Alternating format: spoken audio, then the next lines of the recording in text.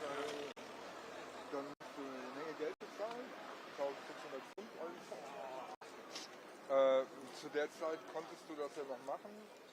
Die Deutschen waren dann so, weil die ja immer noch in der EU waren, haben die gesagt, ja, du darfst nach deutschem Recht die Nationalität von einem anderen EU-Staat annehmen. Ja? Wenn du es jetzt machen willst, musst du erstmal die Erlaubnis vom Botschaft holen. Wie kriegt man die? So, die kriegst du schon. Sind die da okay. Ja, da musst du halt so einen Test machen, Sprachtest machen. Dann so aber den kriegt man hin mit seinem School English, ne? Ja. Ich würde mal sagen, wenn du einigermaßen fließend reden kannst. Ja. Und dann irgendwann kriegst du dann so eine Zeremonie, wo du dann musst du schwören auf die Flagge und ich musste schwören zur Königin. My allegiance, ja. My allegiance to the Queen, okay. Ja. Dann singst du noch schön God Save the Queen at the time. Ne? Und dann kriegst du so ein Dokument und dann kannst du Pass beantragen. Geil. Ich will auch unbedingt wieder zurück. Ich muss sagen, ich habe schon immer eine große Faszination für das Land. Scheiße teuer hier. Ja, habe ich auch schon gehört. Speziell in London auch. Ne? In London, wenn du nur eine Zimmerwohnung haben willst, also One Bedroom, und für 2 Zimmerwohnungen eigentlich ist, diese Bad, 1500 Minimum. Ja. So ist es. Ja?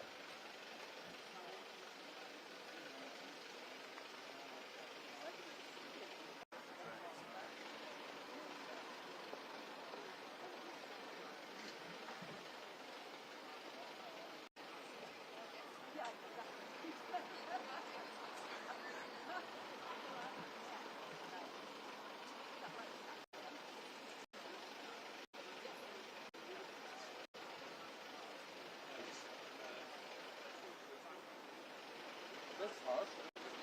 I'm sorry, did you work with this person? Yeah, I would After this? actually. Not after this, I will. But you know what he tries to do? I don't. Even make you look even better. I know it's not.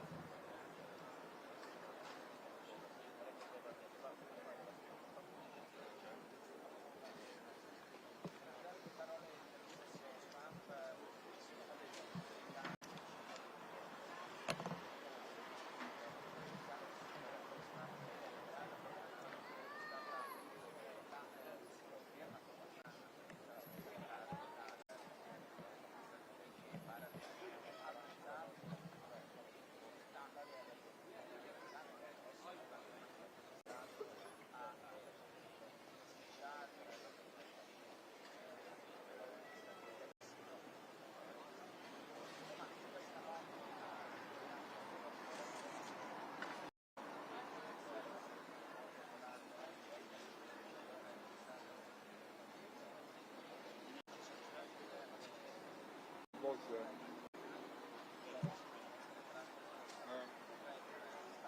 although we merged there in Scotland. He was playing and I was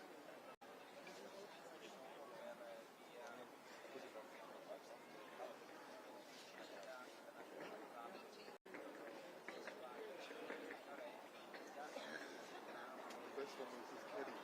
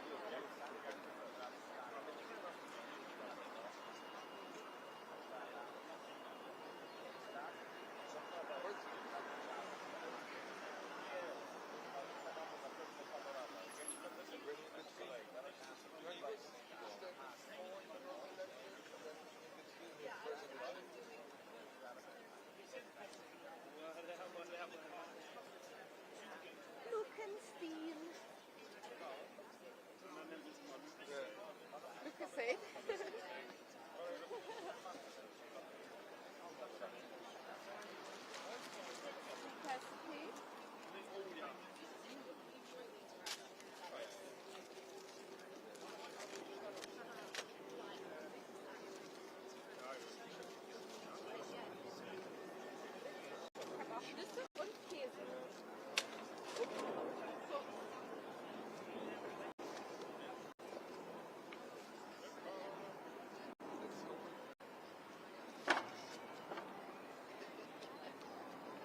Apparently a helicopter is going off. Taking off? He just left Windsor and is driving towards the marine box. Normalerweise ist da ein kleines Ding, wo man das einsetzt. Der Käse will nicht zu dir.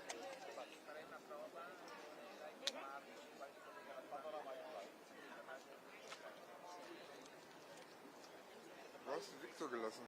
Weiß ich auch nicht, hab den irgendwie verloren.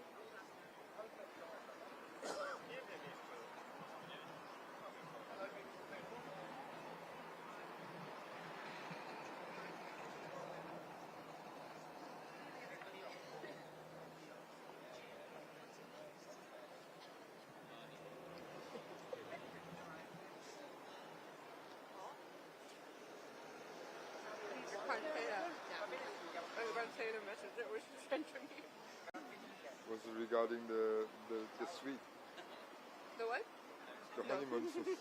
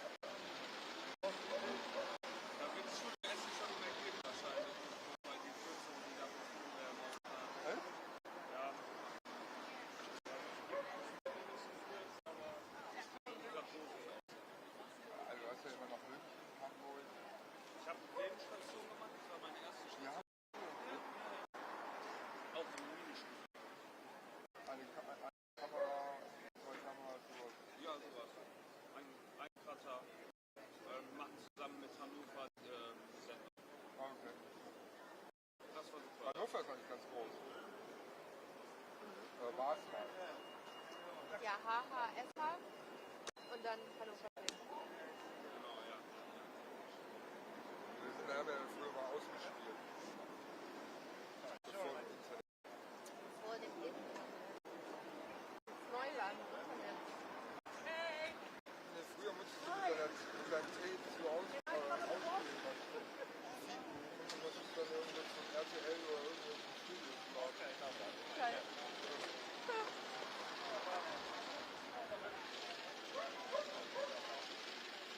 Das erste Mal, dass ich FDP gemacht habe, war 2004.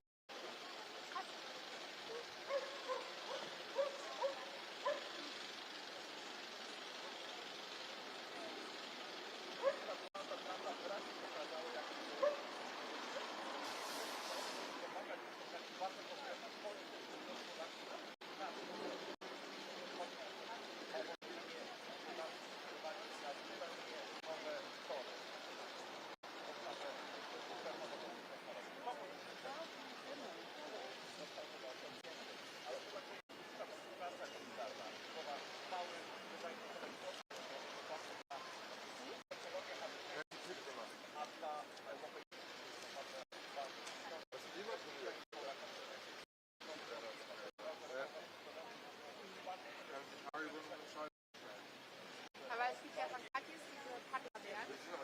Doch, ich liebe die. Weil ja ist noch bei Salzige Hering. Ja, die. Du als Freund, ja.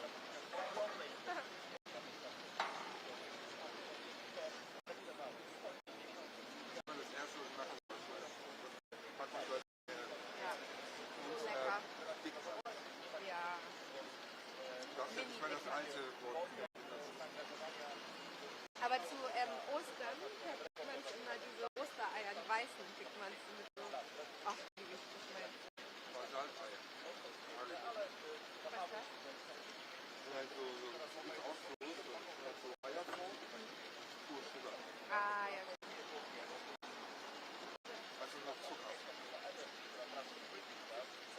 Ja, ich bin auf Bord, ne? Haribo. Kriegst du von da? Ach, echt? Der Fabrikverkauf, das alte Studio RTL war ungefähr 500 Meter vom Fabrikverkauf von Haribo. Convenient. Let's really get a bit of the background of them here. So if you have to look at the bottle, you can probably like.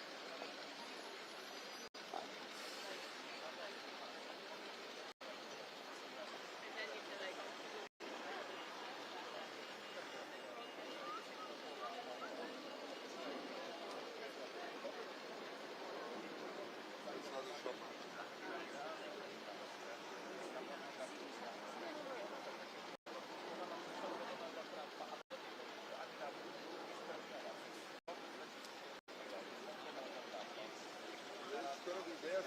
So I'm not sure that it comes from the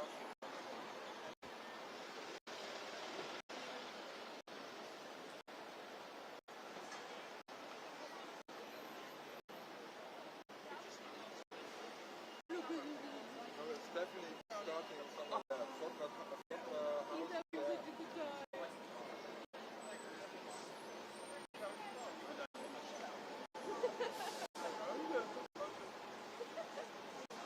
Sorry, I wasn't sure if you had come back or not. I didn't expect you to wait. I bought some, can I sit down? Some king tangerines. Wow, okay. I don't know what they are. We're going to try them, okay? I'm guessing Das war ja they're big ones. zu Hause bei Eltern. Lola. Nee, hier, Park. Bei uns Du hast einen Hund hier. Ja. Was macht der denn tagsüber, wenn du arbeitest? No, thank you. Sorry.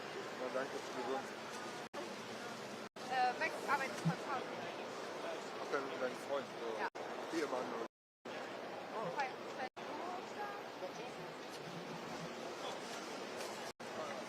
yeah, that's police helicopter. There it is. It's gonna come round there. It's left, yeah.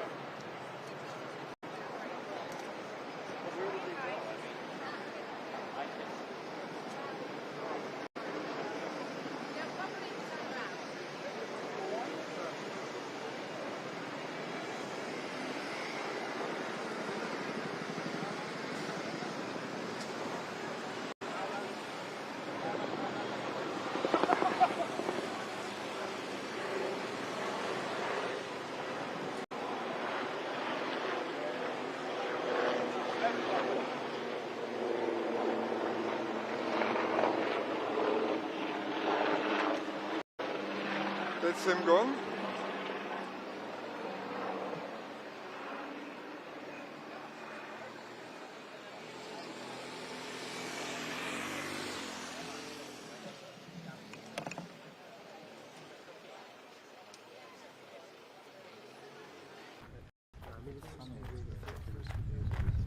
Where's Garcia? He's not here. He's needing. What is he needing? Garcia, he wants.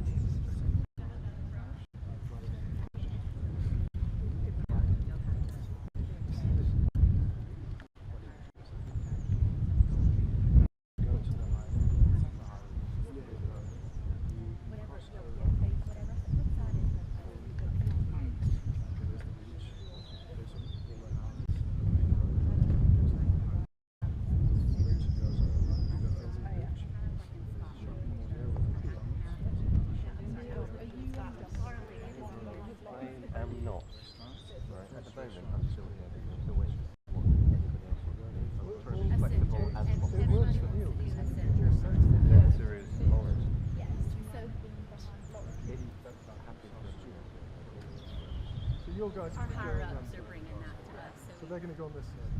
I'm sorry. They're going to go on this side. So we would do. So we would do like we call it a T. And so UK would get center of your prime minister, and then we would be the center of our president. So like this would be the line, and it would be a U.S. photographer where you guys are, and then UK photographers over here. So you're like the center, and everybody UK can be on your side, but then where you are would be a U.S. photographer. I'm getting out of the shot.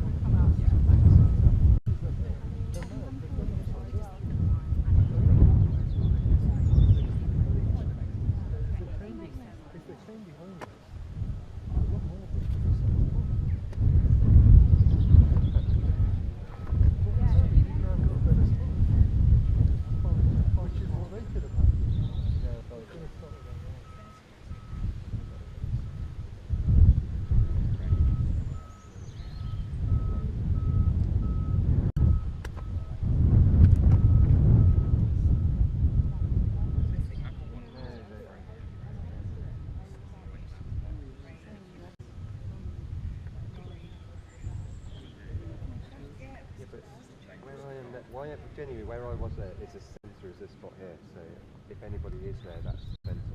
They're going to want to get right where you are because that would be like, not to get in front of the cameras, that would be you would be the center line. So a U.S. photographer is going to need to get right here, and then U.S. is going to need to have this space right here. So we just need to move you. Yes.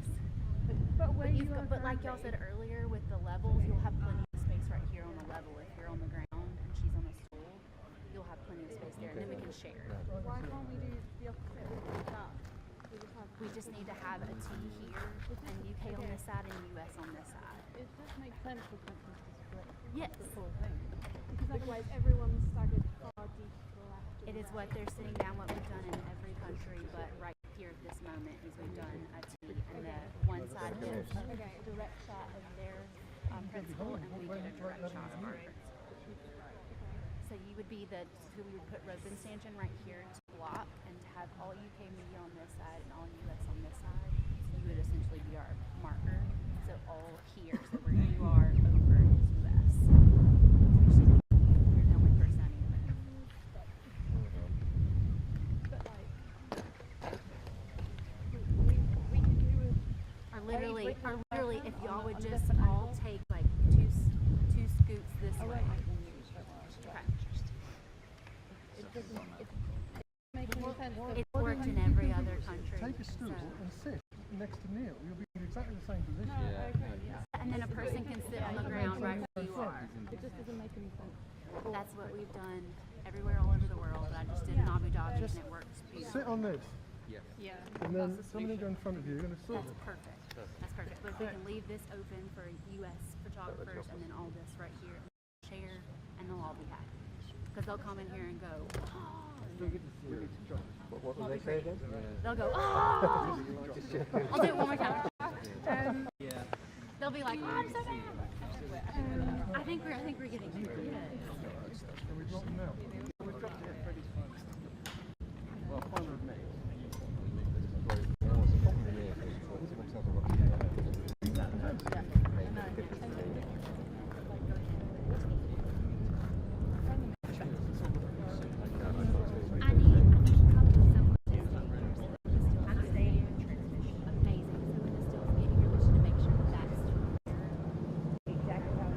So she's going to move to that stool, and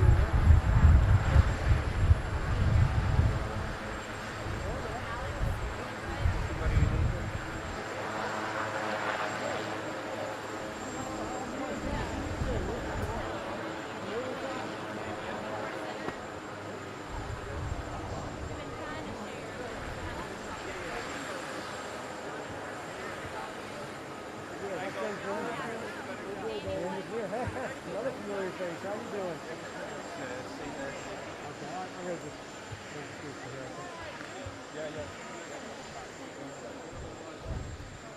You good, mate? How about you? Feel better? Yeah, yeah. You good, ma'am? You good? Kelly? Yeah, yeah. Come back. Because this is all, like, No, no, this will you're all be good. public press, yeah. So it won't be bad. How do I get it out of?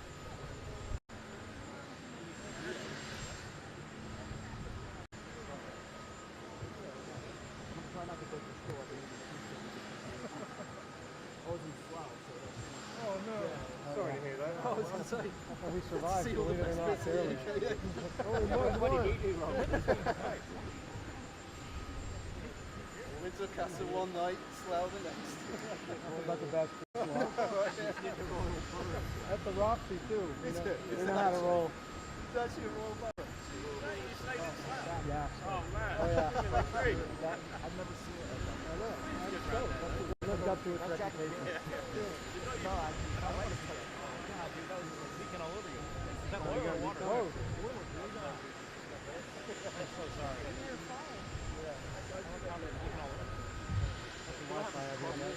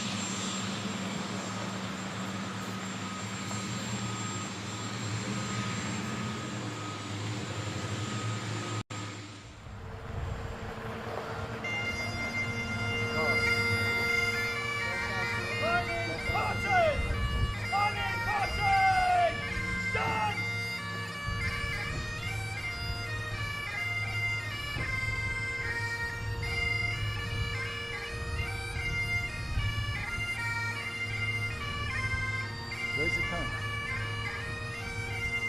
No, that's right. On the other side.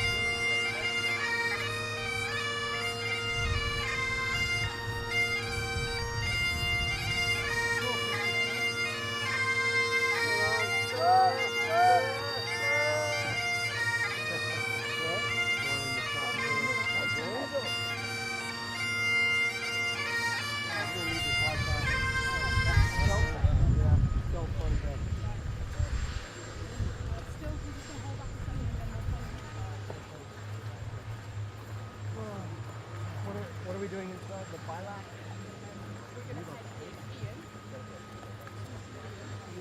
We leave our bags here.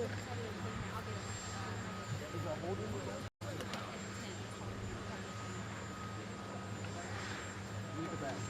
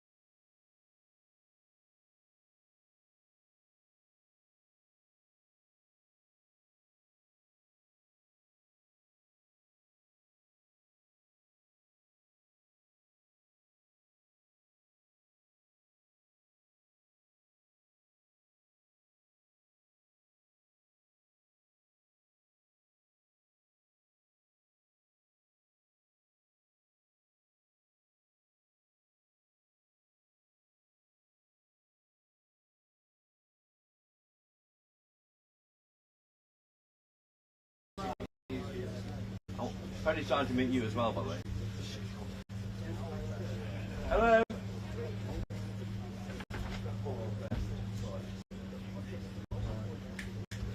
I'm not sure.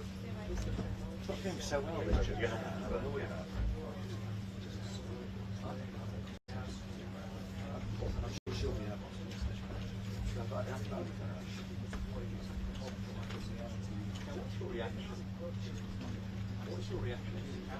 Very good morning to you. We're outside the country estate of the British Prime Minister with the senator hashing out those key details. And it all comes after the President was welcomed in the UK with even more British pomp and circumstances that usually come to the state.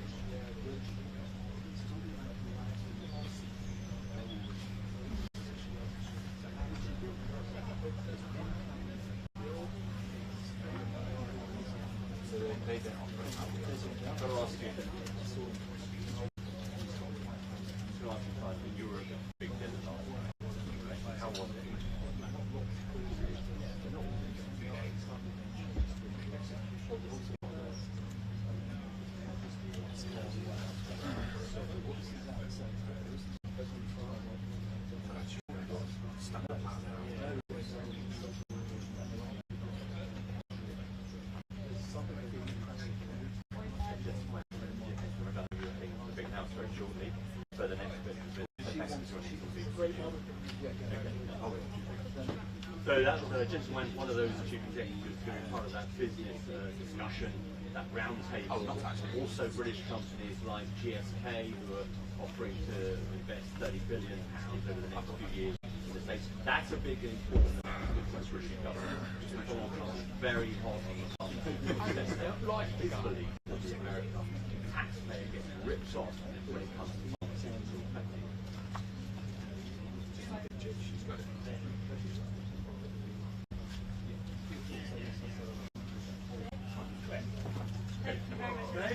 Nice to meet you. Thanks. Tariffs and trade are expected to be on the agenda today, but we're also going to hear conversations about issues like the wars in Gaza, Ukraine, mostly economic. 2 minutes. Yeah, what have you got? Thank you. Yesterday I looked like I was on the phone. Okay. This morning without being mocked, you know. Yes, as far as I know, I mean, I haven't spoken to them about the plan. And they've, you know, I have been helpful with any press releases. But if it's popping like this, then we need to hang up and dial. Do you want to tell Michael, are you still? do you want to hear the directions? Michael in London, are you there? Yeah, we're getting like pops in the connection. Is there a way to basically hang up and try again? It's a lot of tariffs. Reestablish contact.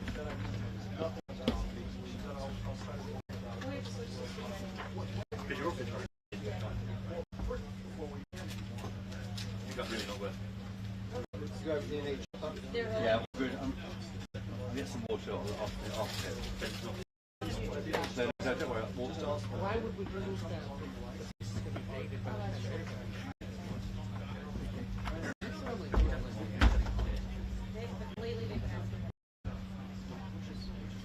I'll start work on that 5-minute piece for online. There's a different one in between it. So you're doing that before? No, I was literally get my get myself into the story, but I need to write. You're not above that. The problem is the press conference. I offered to write it for you, and then it would sort of set the bar too high. The truth is, the press conference is the story. Everything else is. Well, I mean, it's still big, you know, it's 150 billion investment. That's at the bottom. Yes, okay, but it's still bubbling. Top 2/3. Yeah, the press conference, yeah. We also want to. That's this is the press conference. But that's still also high. It's still a isn't it? I know there's the extra. Yeah, I could take a picture, could you, of me here for my Twitter. Just one. Would you like a flash one or Behind the camera. I'll do a Twitter. Tune in for the latest. Did you say that? No. What?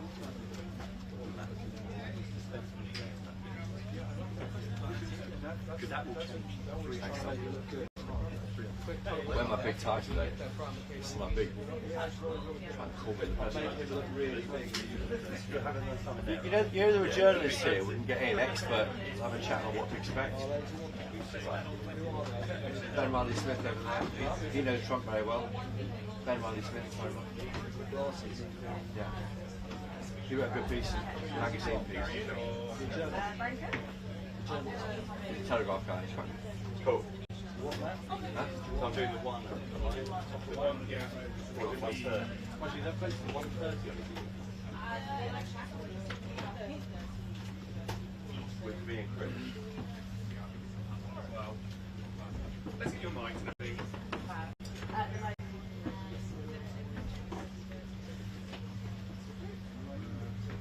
Well, what aren't the issues, frankly, Olivia? I mean, some issues of it could be an awkward moment for our Prime Minister. It won't be the familiar fireside chat, as they call it in the trade. I was there in the Oval Office in February when Donald Trump sat there with Keir Starmer when the letter was produced from our King, inviting him to this very state visit.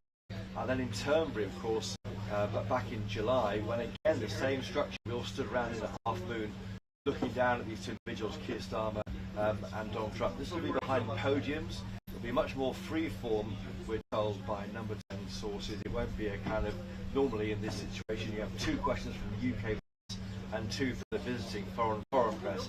That won't happen. So really, frankly, anything can happen, and that's why all sorts of questions will be asked. Notably, I think, about the steel tariffs in this country. Will they go to 0 and 25% for exports from the UK to US? Of course, in the EU it's 50%. We're doing better than them, and of course we've been told that's a Brexit dividend. But why not get that to naught to help our steel industry? Palestine, Gaza recognition. Last night, Lucy Powell, who challenged to be deputy leader of the party, said to be an event to commemorate that happening. Well, it hasn't happened yet, and the rumour is it may happen this weekend. What will they think of that? The PM said he'd do it before the meeting of the UN General Assembly next week. The issue of one in, one out. That in fact, we sent an individual to France the first time, a migrant arriving here illegally. That's a boost for number 10. But what will happen next? We'll get one back, will we? And will it go anywhere? What's the answer? Maybe leave the European Convention on Human Rights. Other questions too. Jeffrey Epstein, that looms large. Do you miss Peter Manson as ambassador to Donald Trump, maybe? Sadiq Khan, London Mayor, he of course has said that President Trump has been fanning the flames of divisive right-wing politics around the world. What does Donald Trump think of that? Well, I think we can guess on that one. And also maybe a question about the pair of them. I asked both Keir Starmer and Donald Trump in the Oval Office in February a simple question, which is an interesting one. What do you have in common? You're a left-wing politician, you're a right-wing one. Why do you tend to get on so well? That could be a good one to ask. No, we're trying something else.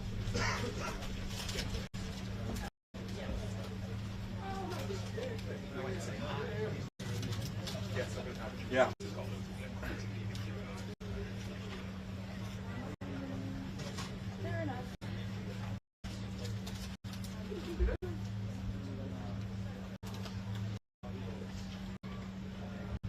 Yeah.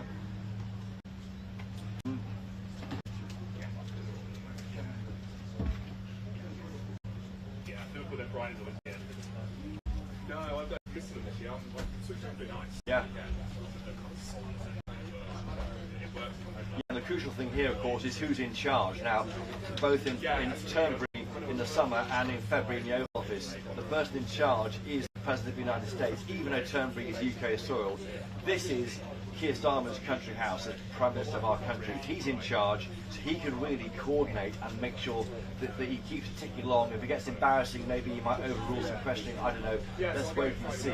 I should say that right now, or very shortly, the Prime Minister and President are meeting with business leaders. Of course, overnight we've heard of £150 billion tech deal signed. There's a business reception ahead of the press conference. So they'll be keen to talk about what they've been up to, trade, frankly, and we'll be trying to work out where the grit in the oyster is, where it's a stone in the shoe of the special relationship. But you're both journalists, I've known for a long time. What would you ask him?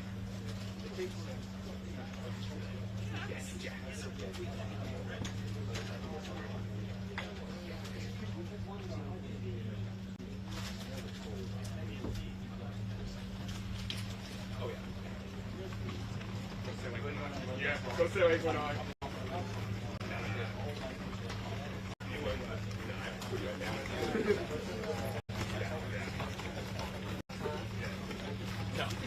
know.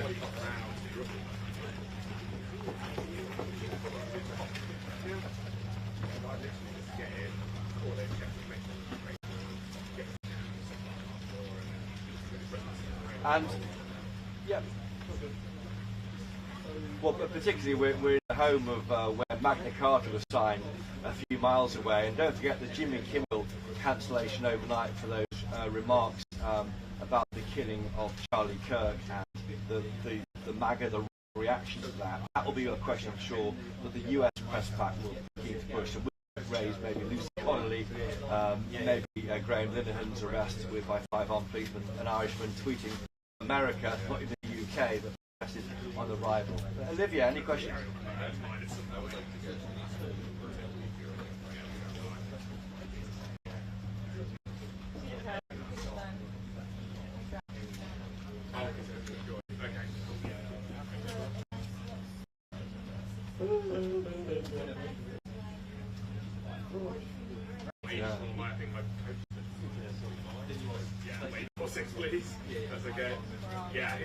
I'm making notes here for you both, so I'll try and get some of those into the press conference at 2:30. But no question, when that question was asked, I think of again of the president in Turnberry, President Trump went on an attack against Sadiq Khan. It's a bit of a kind of they like doing it, having a bit of row in public. I saw very awkwardly, Sir Keir Starmer must have shifted uncomfortably and said he's a friend of mine.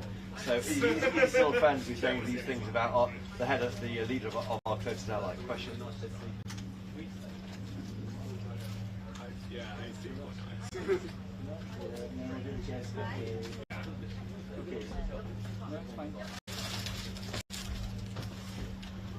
Okay. That's encouraging me to keep going, making good points. Yeah, you're nodding. Oh, yeah, that actually helps you. No, I do, because I do feel like there's more things. Well, that's a good point. I feel like, yes, I'm slightly irritated because my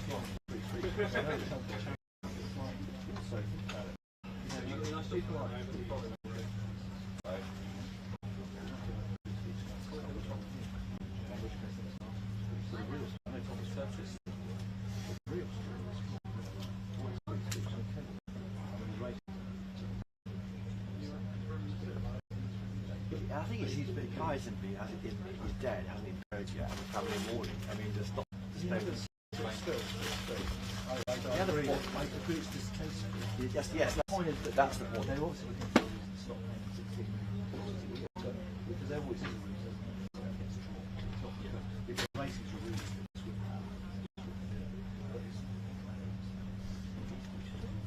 like anybody, it's like, what can your opinion on? It's something I don't really want to hear. That's human nature. There's nothing to be speaking.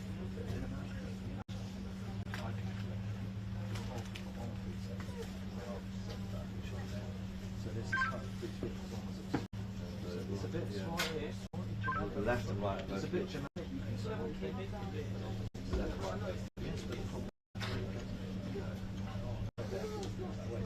I don't know.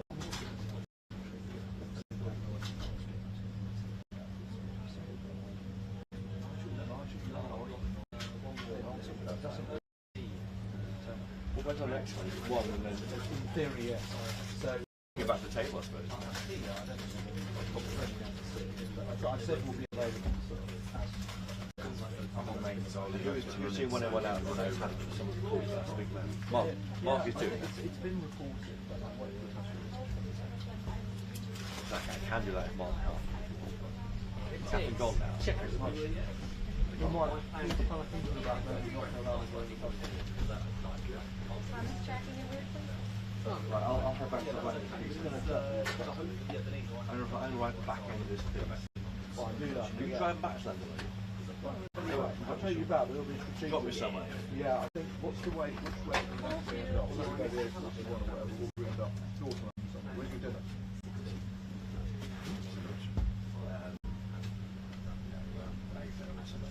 we go down there, I'm sure you want tag and a straight is what we updated it. Yeah, that's fine. Thank you. 100%, yeah, thank you. What time is it? Right, so it is quite good.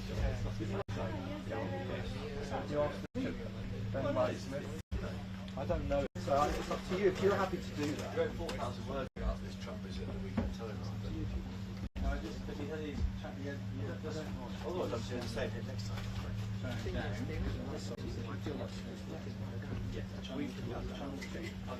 why I'm saying. If you want to, it's up to you. In the sense of, yeah. You know, the problem is if they give you a short here. Can I ask them if they want to do it? You ask them. Right? Good seeing you then, you want to. Just on. I'll go find it. Can I ask him if we can do it? Then If he wants to do it, tell me and we'll sort it out. Yes, when you came in through, there's a team copy there.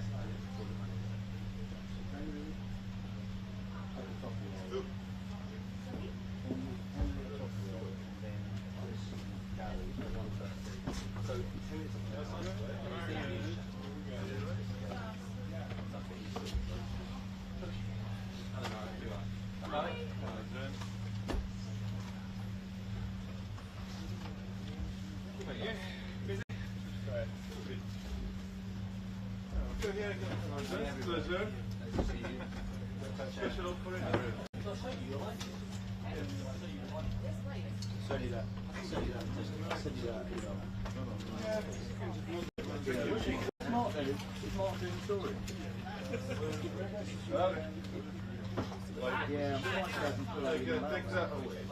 People have to consider around me. I don't want to step on any mistake.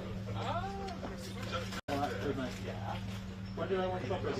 Next hour or sooner? Yeah, he's done that one. We might. They'll be crashing something for their moonshine based on what he said. Yes, with the pressure. I don't know when it comes to this. Catherine's offering to potentially stay, which is to cover that, but maybe not. So we might grab one of the other journalists to be a guest. Chris is quite keen for the next hour. I don't know what we'll see. Well, yeah, the Telegraph's guys wrote a lot of stuff about Trump. I don't think he's interested in that. There's only journalists in it. So possibly, I'll let you guys know if that's an option. All right. Okay. Cheers. Bye. Bye. Bye.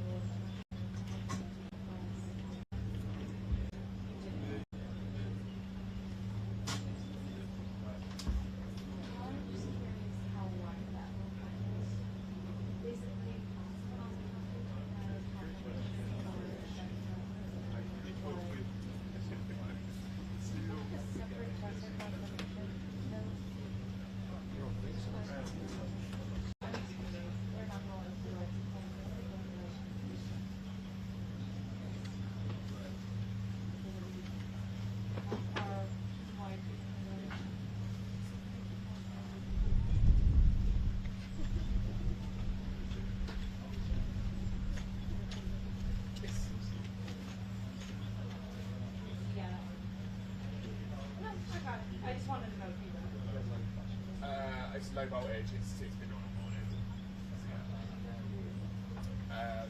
Power unit is not giving, I don't think it's quite giving 12, it's like 11 and a half, so it's just set it off. Chris knows about it, it's got batteries on it.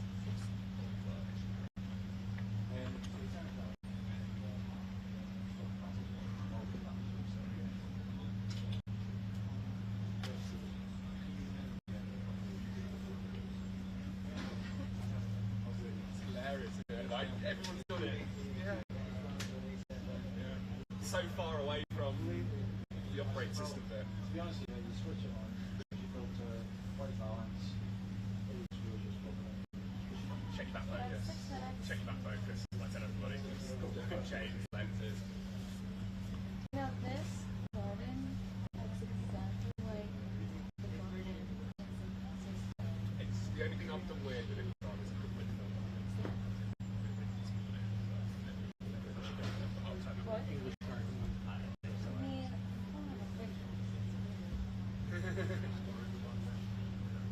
What do you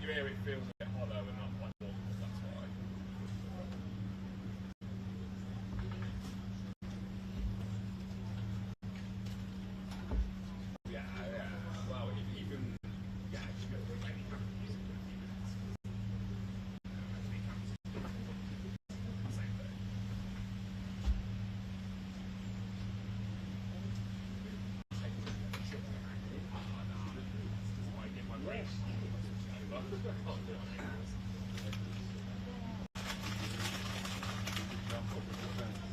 nice, we can't get that one. It's quite nice to have a look at the same slot. I'm a person, I quite like it. It's just travelling with the whole time. Yeah. I don't mind having it going on. It's quite nice to have a note. Okay.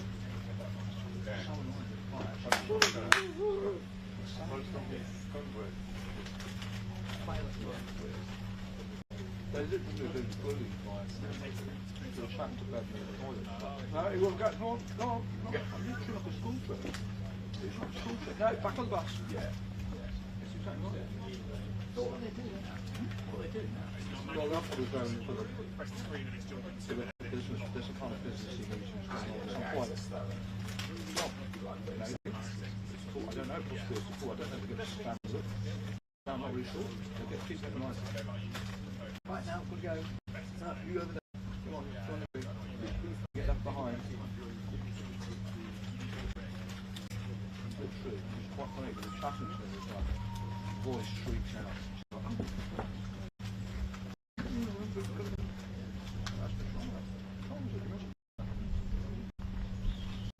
Good morning, Ainsley.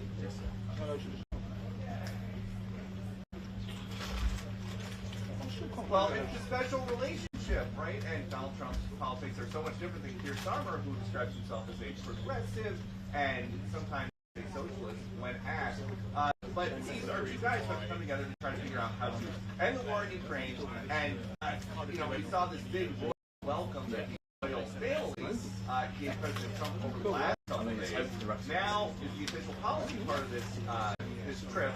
And even though it's the Prime Minister and the people, I'm too shabby out here at Chequers, which is like the David of the British Prime Minister. And so they are in there in this house behind us, ironing things out, and then within the next couple hours, we think that they are going to come out for President Bill Sutherland, D.C. It's not the long stuff. How close you get to that? Surely a piece of camp has to be about here, then, isn't it? Like, yeah, it's just a piece of camp has to be that far away. Yes.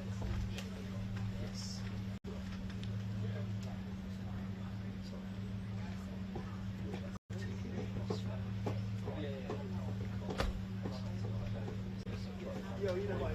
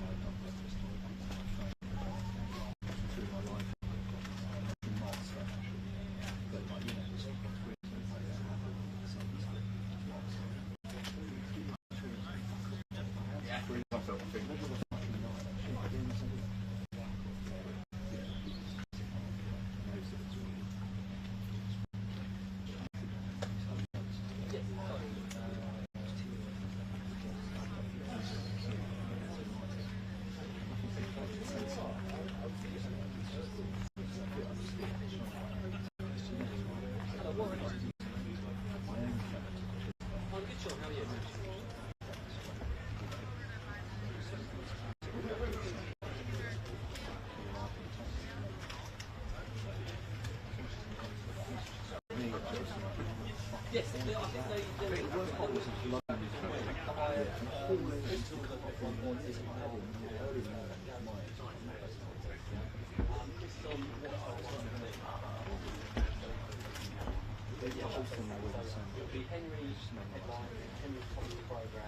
There was quite a lot of gathering to do it, so it wasn't one we just had to stand back. Moving story, that's big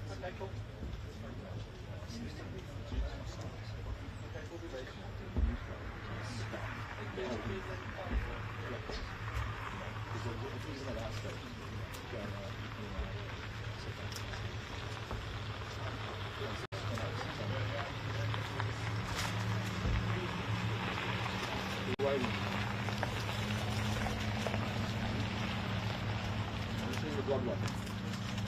What? No, they're not. They're all, in many ways, they are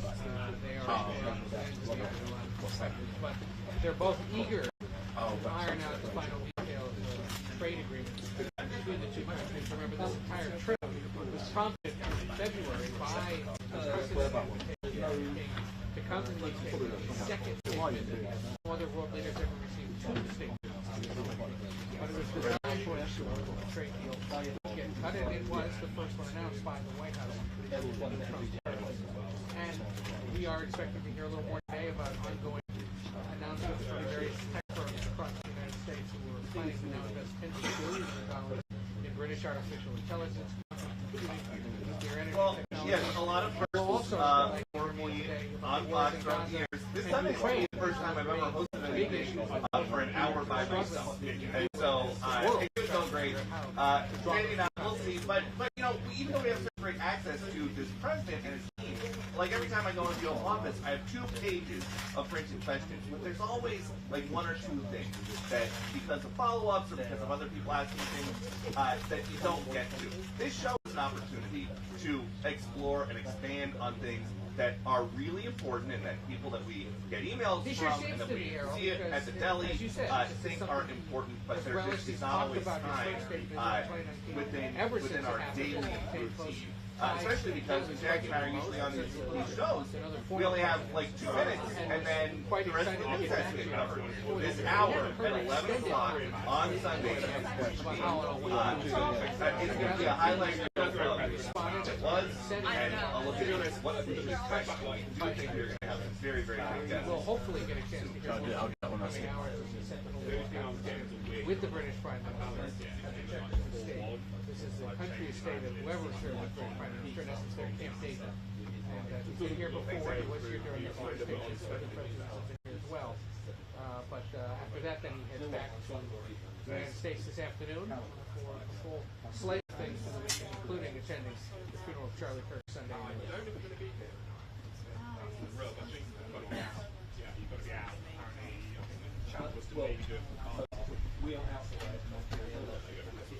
Alrighty.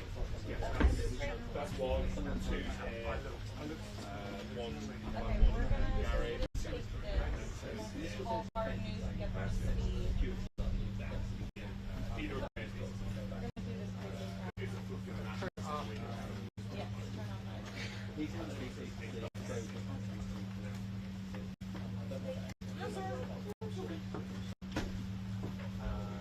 Yeah, ignore the flash.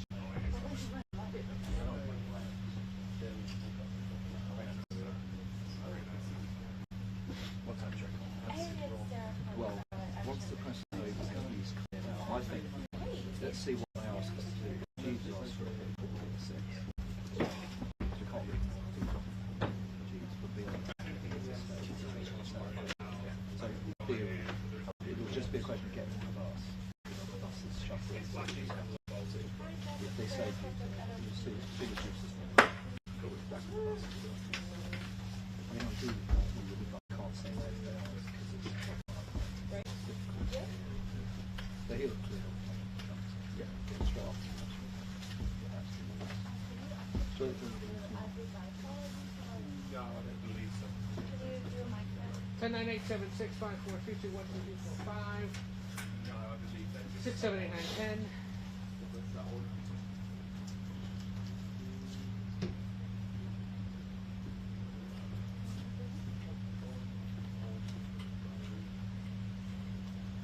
Yes, yes. They're saying he's a little low if we can boost the other. 10987654321245 678-910. Nothing has changed since the first 2 times we've done this morning. I will be talking at this level, and it seems they've treated better.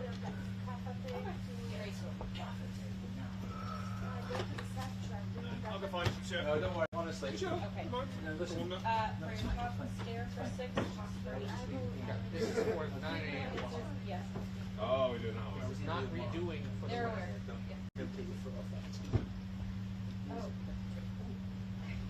No, this is not the West Coast. No, this is not a West. This is not yet the West Coast update. First, we will do the 9 o'clock. then we will do the West Coast. We can do West Coast. Do you want to do those first? Have you switched her off? Yes.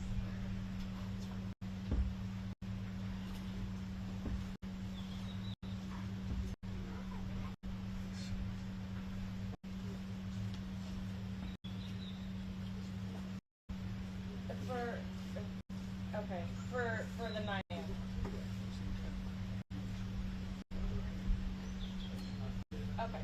Okay, great.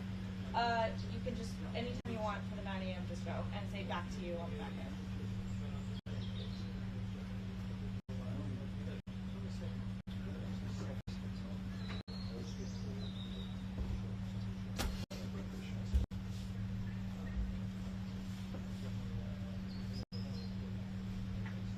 Well, good morning. The two leaders are meeting here at the country estate with the British Prime Minister to hash out those issues.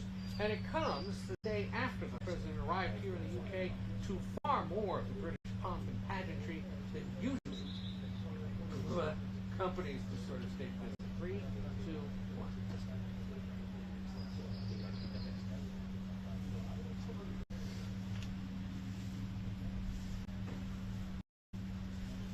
Well, good morning. The two leaders are meeting here at the country estate of the British Prime Minister to hash out those key issues, and it comes after the President was welcomed here to the UK with far more of the British pomp and pageantry than usually accompanies a state visit.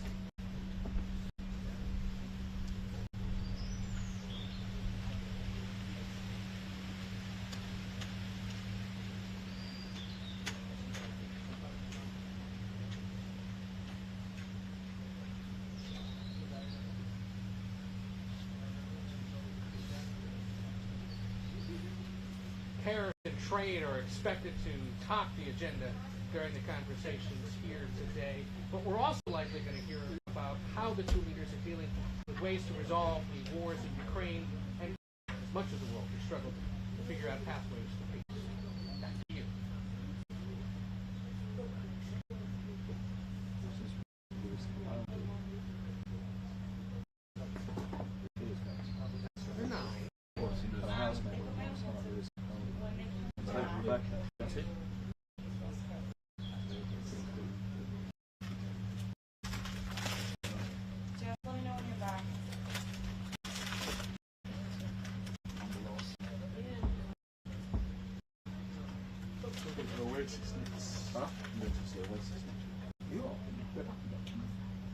They did 3 more days?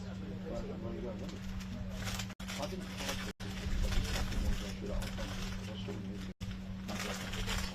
my girlfriend. So I saw that level here and I really liked to see it. I couldn't be motivated to get that ticket watch again. I mean, I could have set up to it. Somebody said yeah, it's not my problem. No, we'll just continue it now.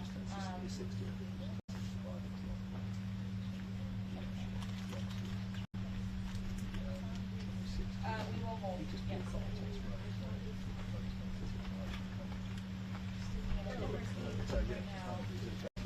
Yes. They should be scheduling much as good too. Telling us what we can call it. Yeah.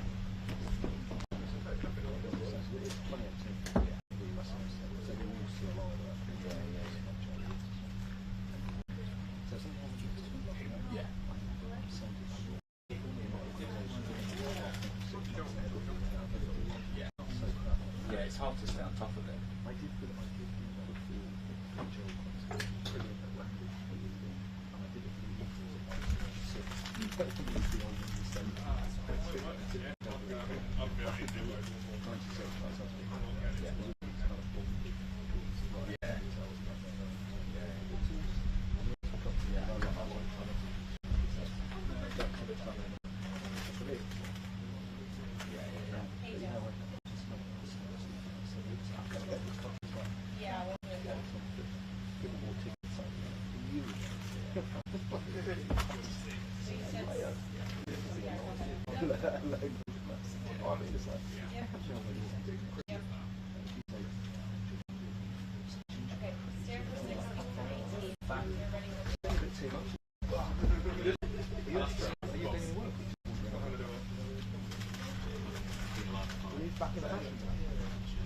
Good morning. The two leaders met here at the country state and the British Prime Minister to hash out their relations. And it all came after the President's welcome to the United Kingdom with far more British pomp and pageantry than usually accompanies these state visits.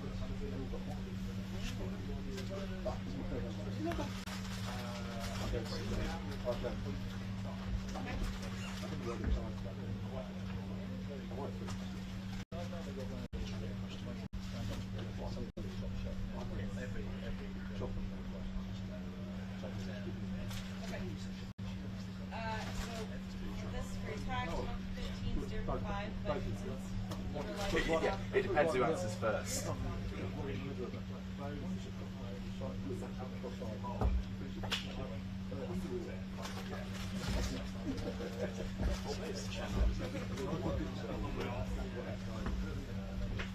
The President and First Lady are scheduled to be back in Washington tonight after the 2 days of pageantry and diplomacy.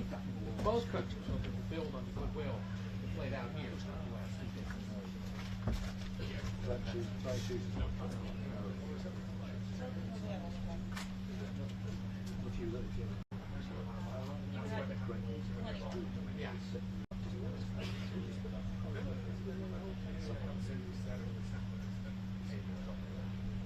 President and First Lady are leaving this afternoon, scheduled to be back in Washington tonight after 2 days of pageantry and diplomacy, which both countries hope to build on for the months ahead.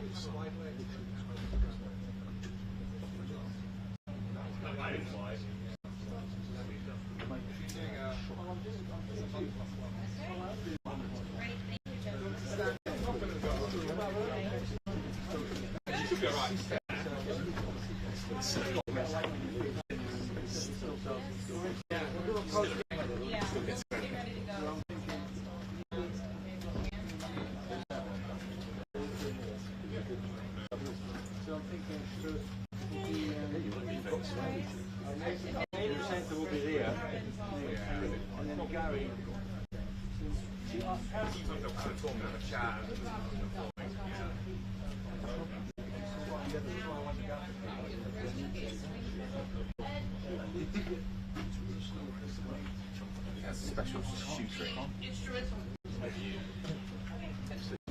my god, the shoes.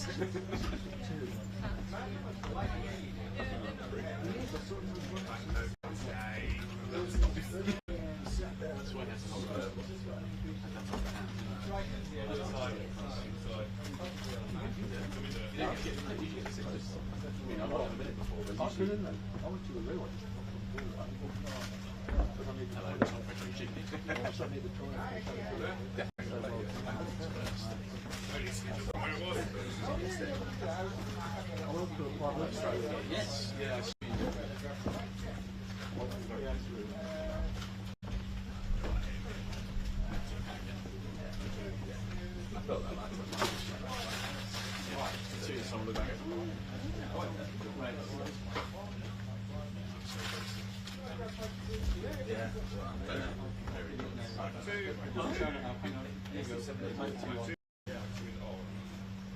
And when he went out there, did a good TV like this, Starmer? How's that? Any lads haven't seen it. Really, So it's going to be there for the actual shooting. Single file. Yeah. I know the people. I played with the mic. Yeah. We're just saying to John, his left hand this week, I would have put things this way. Yeah. Just go back into positions again. So just thinking about Barry being a bit bigger today.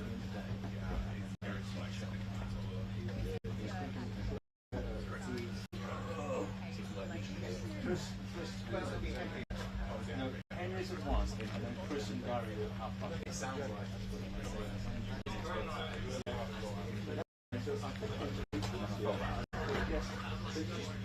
Just say you're Chris.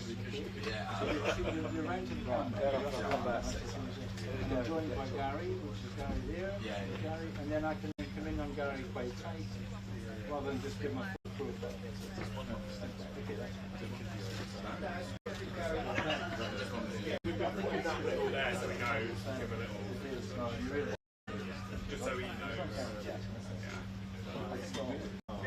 we can certainly run you down.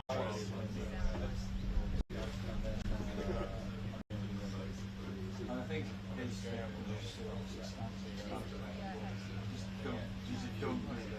yeah, what he did, he's pretty good. Yeah, he went.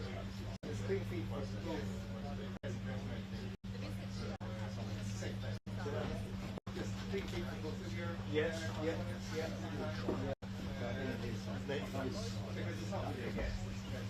So does he sometimes he doesn't even like oh, sorry. So they're both on you. That wasn't my question. You don't really guess. Answer the question I'm asking. That's the thing, it's not a guess. Yeah, of course it is.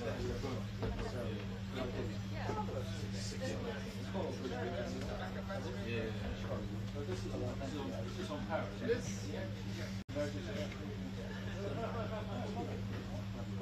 Respect. Good.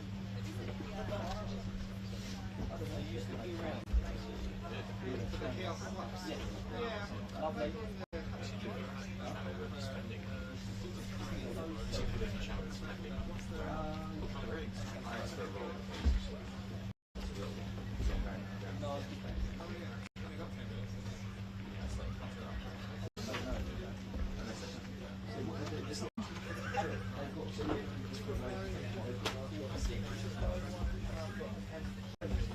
No, 1 o'clock.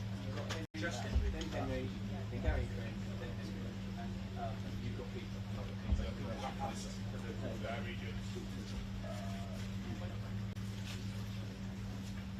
Hello, round side.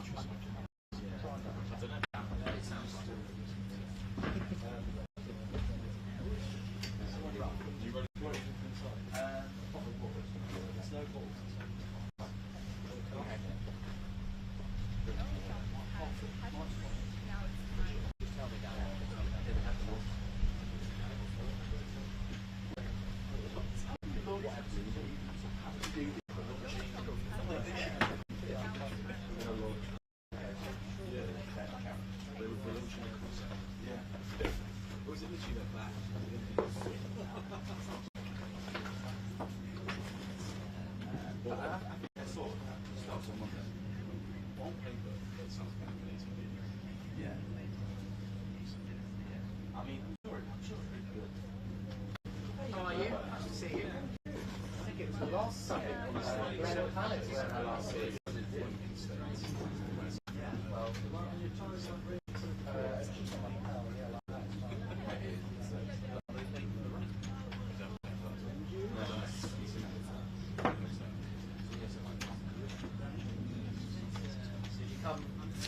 This morning? Yeah, I did that. Yeah, that's another thing, isn't it? Like, yeah. Well, I assume so, yeah.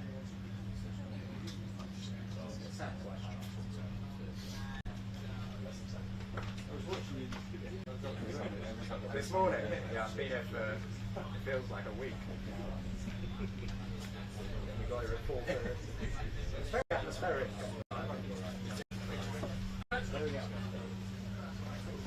I've been here before. Did you ever come here in your military days? Yeah, I did. You've probably been inside. Yeah, that was like too bright, which is where the buses are.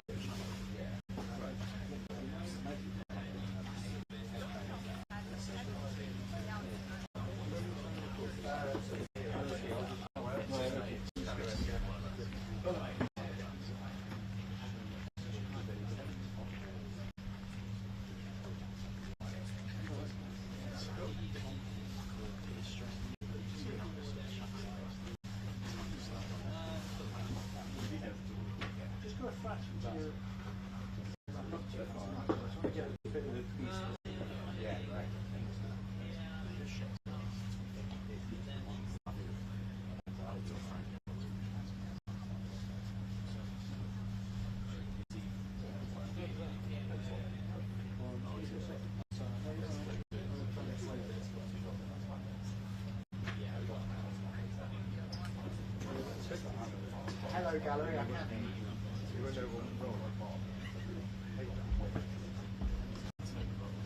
That's right. I am. Just let me know if you want to do a rehearsal.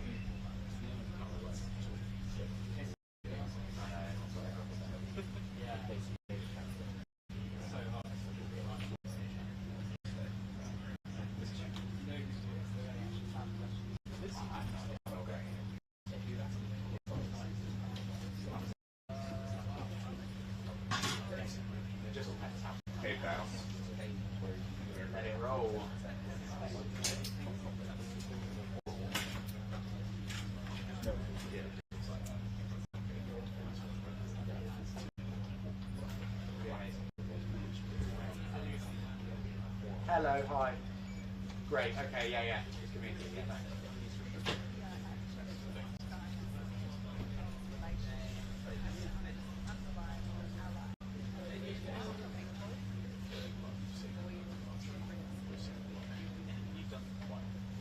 Yes. Wow, I've been to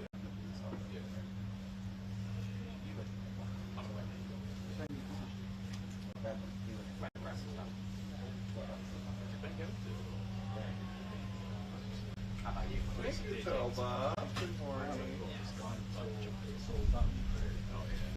6 lines worth. You should say your VCR. If you have one and it still works. Oh, wait. We found some tapes when my dad was cleaning out his house, and it's like,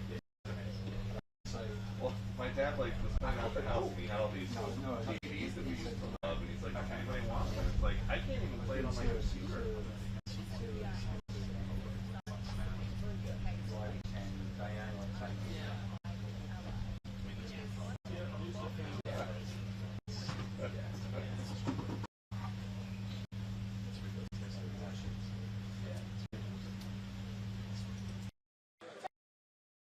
Lovely.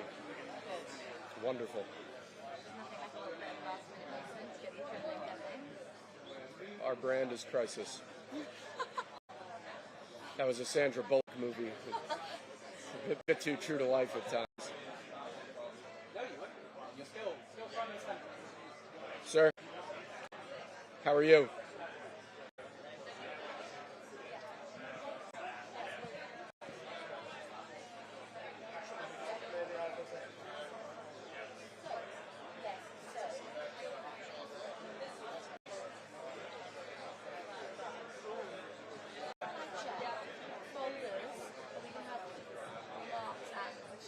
Yeah, the president will have a speech binder as well. In terms of putting down the agreement signed, would we, for example, come on and put them down?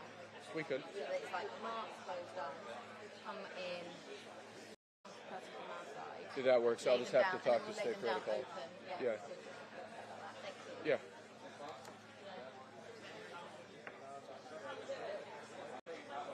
Very nice to meet you. You too. I think we did a good job here. See you later.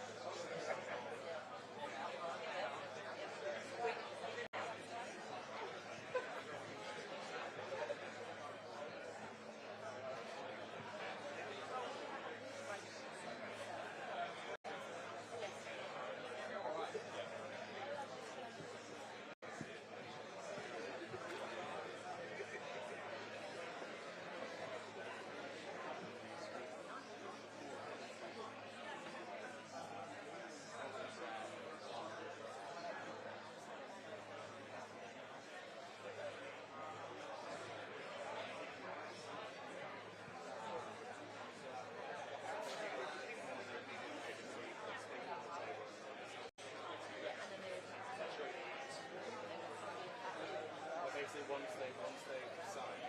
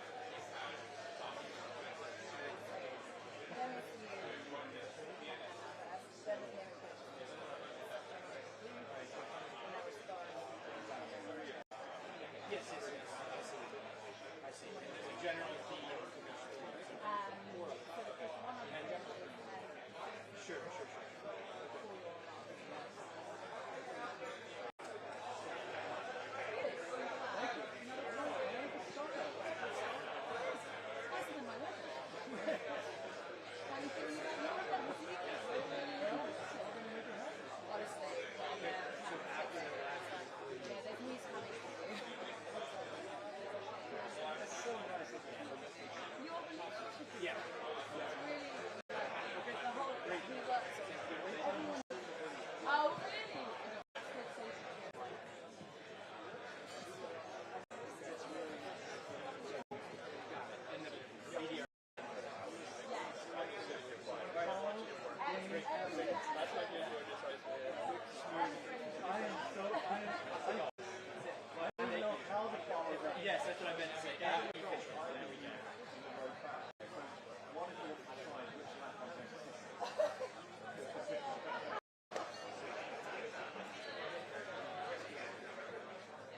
let you ride on coattails.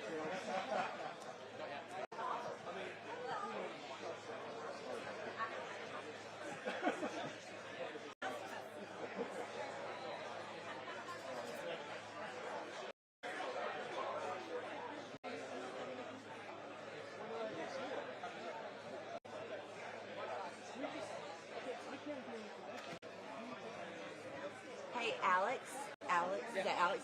Could you do a quick sound check for our guys? Yeah, real certainly. quick? Just read them some. Start talking. Yeah. 1, 2, 3, 4, 5, 6, 7, 8. 1, 2, 3, 4, 5, 6, 7, 8. 1, 2, 3, 4, 5, 6, 7, 8. You know the story about President Reagan? No, what's the story? He was asked to do a sound check at a radio station. Oh, yeah? And they accidentally had him on the air, and broadcasting. He said, my fellow Americans, I've just signed legislation that will ban Russia forever. We begin bombing in 10 minutes. And it went out live to a major metro area. One of those fun days. One more? From the right mic? I'll introduce myself in a second. 1, 2, 3, 4, 5, 6, 7, 8. 1, 2, 3, 4, 5, 6, 7, 8.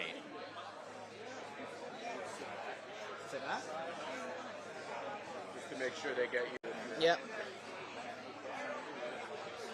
1, 2, 3, 4, 5, 6, 7, 8. 1, 2, 3, 4, 5, 6, 7, 8.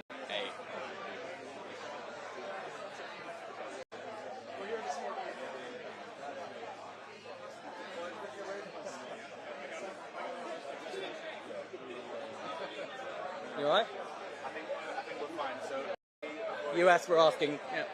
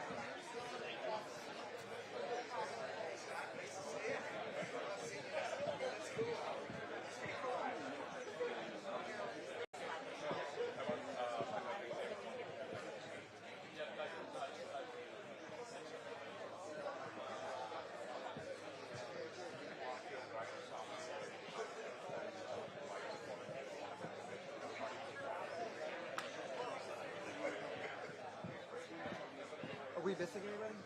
I'm missing Susie.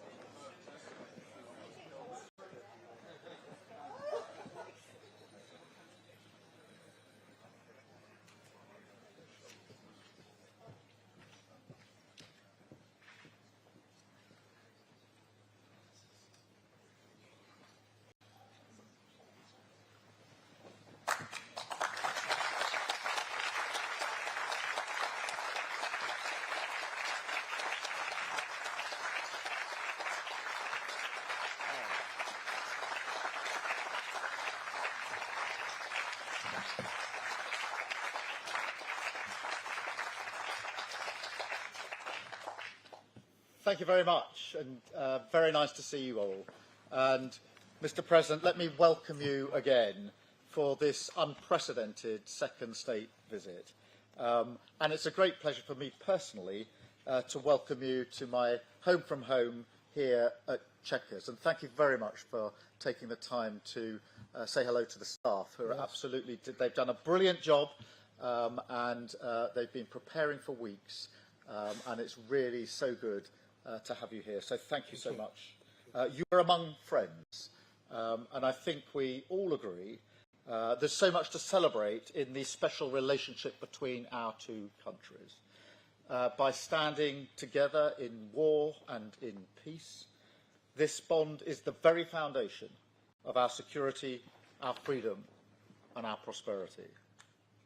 But what is the relationship all about when it comes down to brass tacks?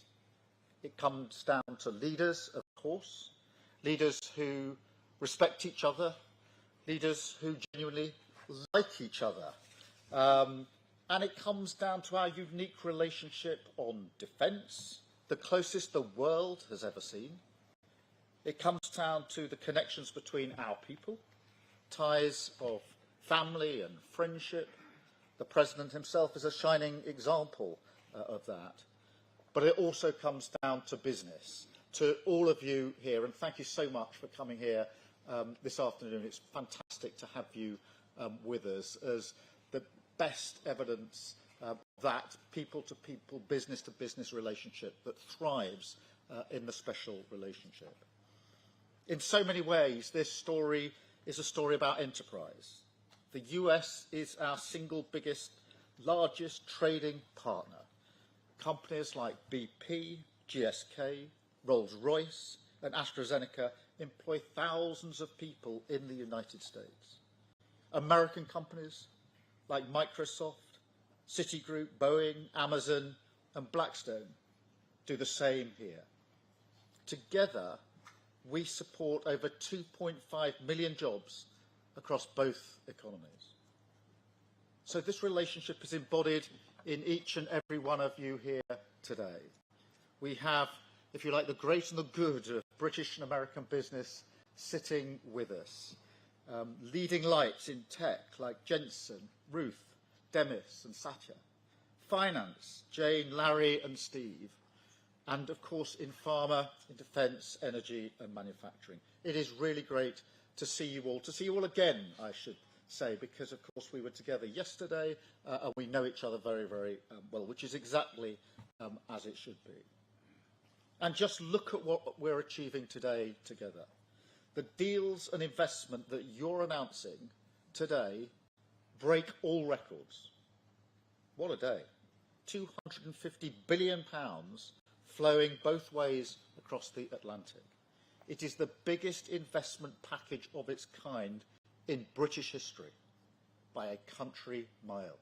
So thank you so much for your contribution on your part in that as the embodiment of that special relationship. And let me spell out what that means. It means life-changing investments across the United Kingdom. It's expected to create 15,000 jobs in Belfast, in Birmingham, Hartlepool, the Humber and well beyond. It means thousands of working people will feel and will be better off. And it shows the potency of this partnership. US capital and entrepreneurial spirit combined with British ideas and ingenuity. The UK is one of the world's largest economies. Maybe not quite on the scale of the United States, I concede, but my word, we punch above our weight. And we lead the world in expertise on quantum, on AI, life sciences, financial services and more. We have the only trillion-dollar tech sector in the West, outside of the US, again, I caveat. We have the best investment, the best universities, the most Nobel Prizes, and we have Demis here, outside the US. That's what we bring to the table, and we are proud of it. That's why we both benefit from this incredible relationship.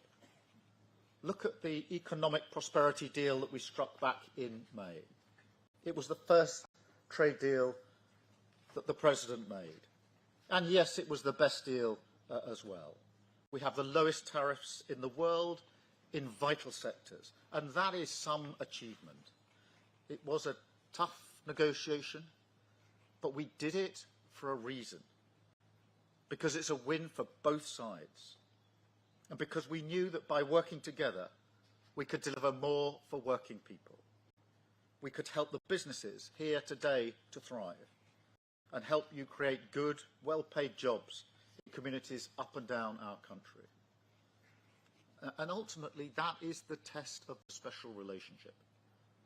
How much it delivers for honest, hard-working people to make them safer and better off. We've already taken big steps forward, and we're going further today, much further. In a moment, the President and I will sign our groundbreaking new technology partnership, the Tech Prosperity Deal.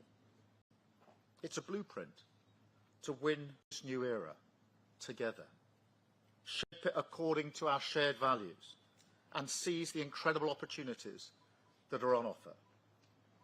I want to thank all of you for supporting this vision.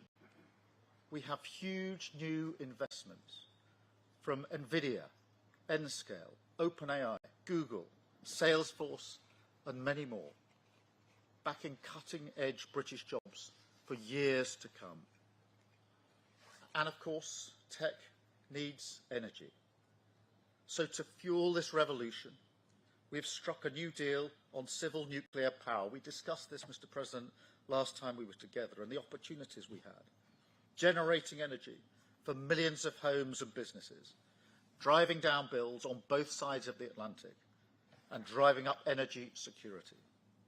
So I want to thank everybody here for supporting this too, with brilliant job-creating investments from Momentum and others, including building up to 12 advanced nuclear reactors in the northeast.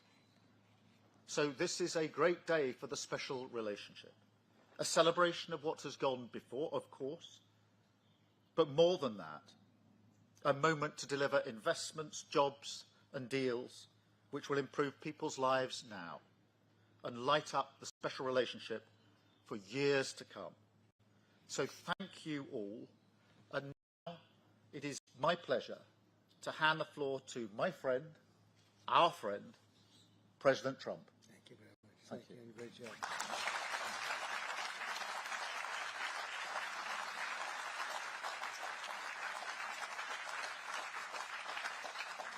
Well, this is a very distinguished group.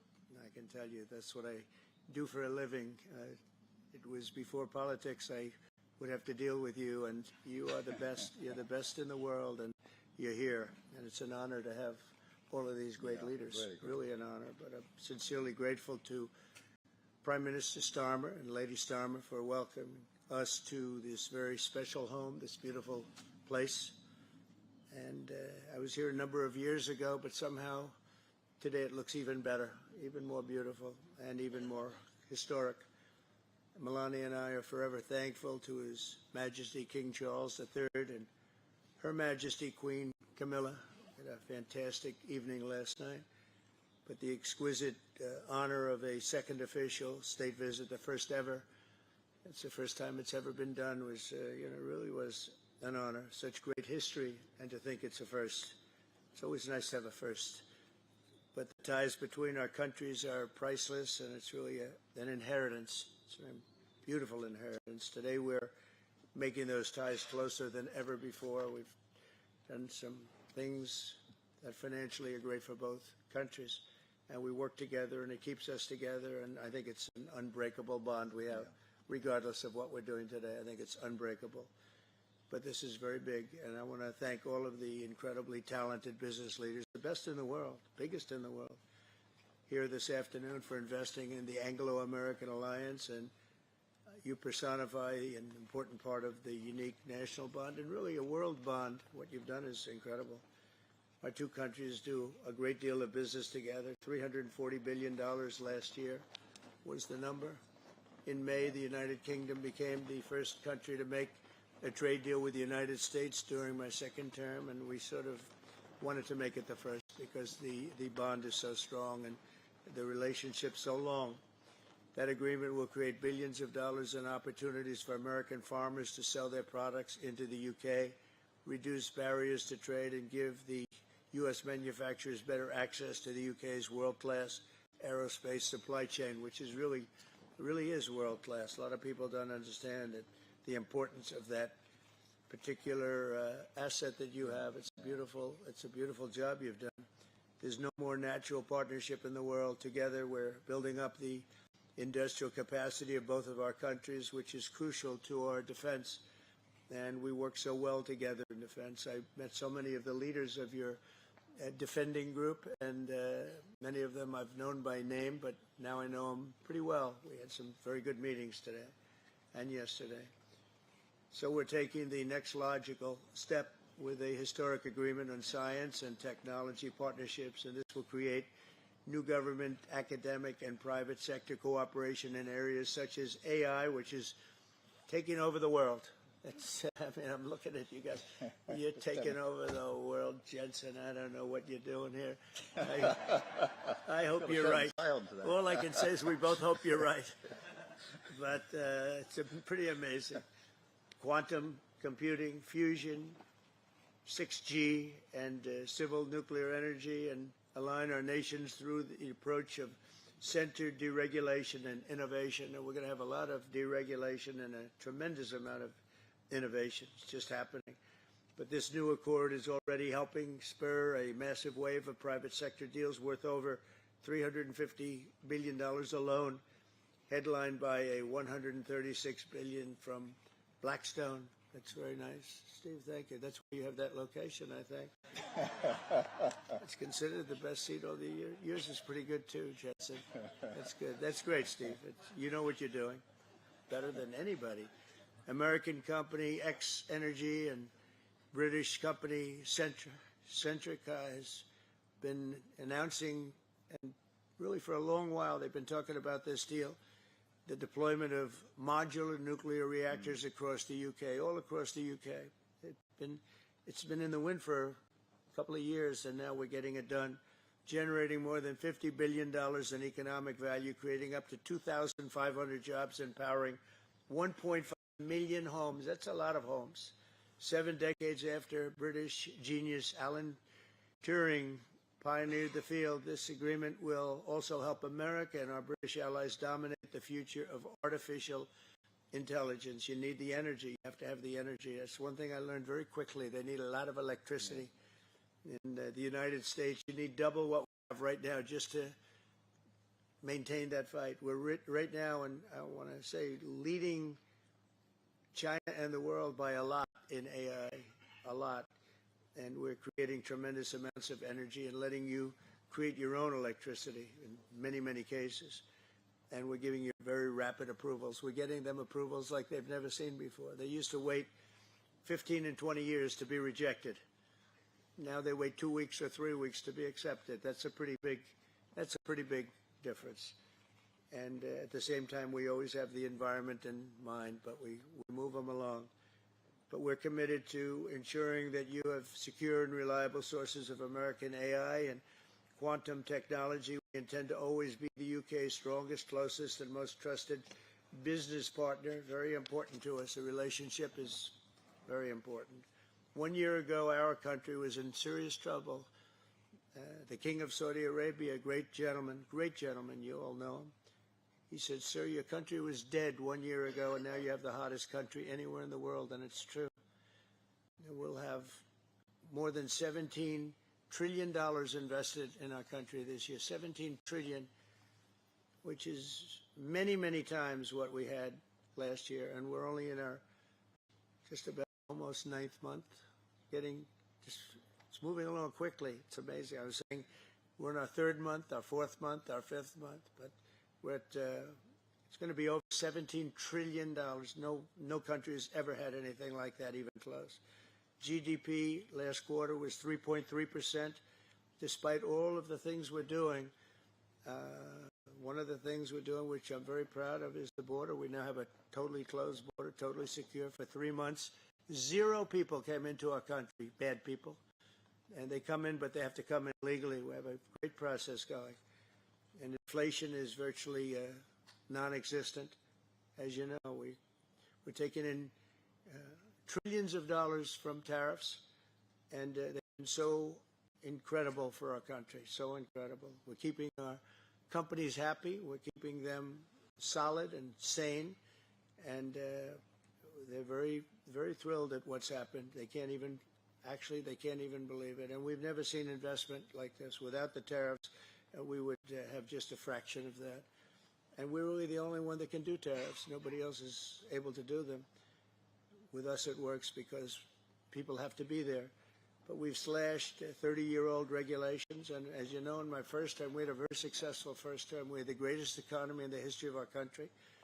And we had the biggest regulation cut in the history of our country. And now we're doing it again. We're slashing them at a level that is even beyond what we did in the first term. The first term, we did more regulation cutting by 4 times at any other time that any other country has done or that we've done. And we think we're going to exceed that this time. And we'll have regulation, but it'll be sane regulation. It'll be regulation that allows you to compete and do your thing, or regulations that you're able to get around and do things, and you no longer have that regulation. But we slashed regulations at a level that's never been done before, and we're doing it at the same level right now. I recently signed the largest tax cuts in our country's history, and the bill includes a 100% expensing for investments in equipment and factories. Nobody's ever seen anything like that, and it lasts for a 10-year period, so it's going to be there for a while. But the countries and companies are coming into our country for the expensing aspect of the bill. It was in I call it the big, beautiful bill, the great, big, beautiful bill. We got so much, the largest bill ever passed in the history of our country. In fact, so big that we really don't have to pass too much anymore. We can just do this for 4 years, implement. You know, I like to implement because the bills are wonderful, but you have to implement. But the expensing is going to be the reason, I think, that bigger than anything else, when you have 1 year expensing, you can write everything off for the first year, including structure. So you didn't even have that in the first bill. I think it was the biggest factor in the first bill why it led to such growth, and this is actually a better form of expensing, and it's actually more significant. So today America is strong. Our economy is, I think, potentially the strongest it's ever been. We'll see very soon those big places that are being built all over the country. Car companies are moving in. AI is moving in. Everybody's coming in. They all want to be here. The drug companies are coming back. They all want to be there. They sort of have to be there, but they want to be there. But with this agreement, our cherished friendship with the United Kingdom is getting stronger and stronger. And again, I want to thank the Prime Minister. He worked very hard on this and getting this deal done. This is long in the making. They've been talking about it for a long time, and we got it done. And it's a real honor to be with you, and thank you very much. Thank you.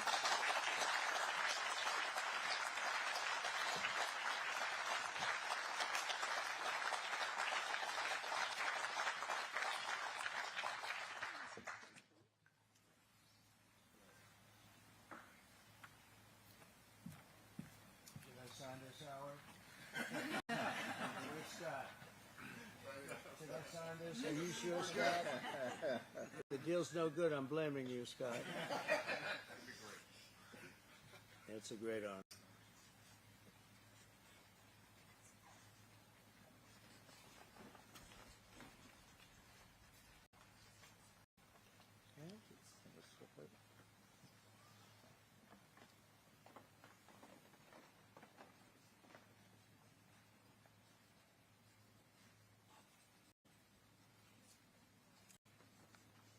Okay, hold that up. Yeah.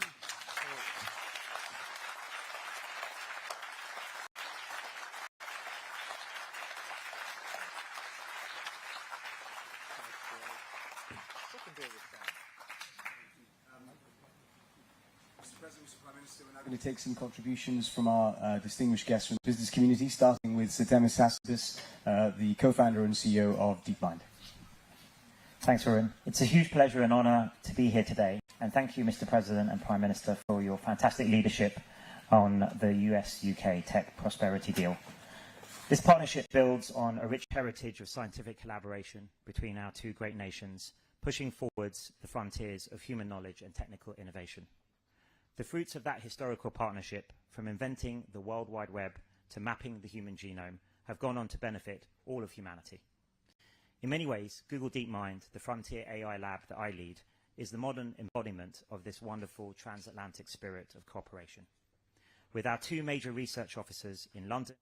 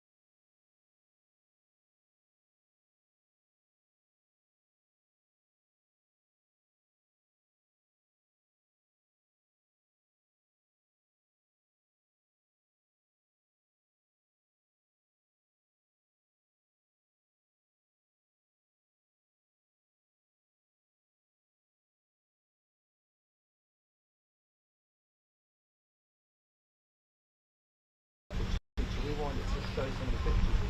I've been there. It's like rubbish and stuff. So you've got to show me you're trying something that just happened. So you're talking about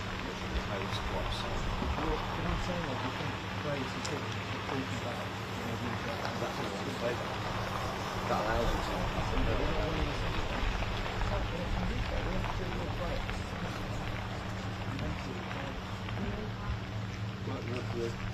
I think that's did she already go in there? Really? Let's see again. That's so retarded. Where's Tom Hand? That's huge. Where's Tom Hand? It's like it's just retarded. Yeah. Yeah. But it's serious press conference and such. No, they've got to run it like Gaza.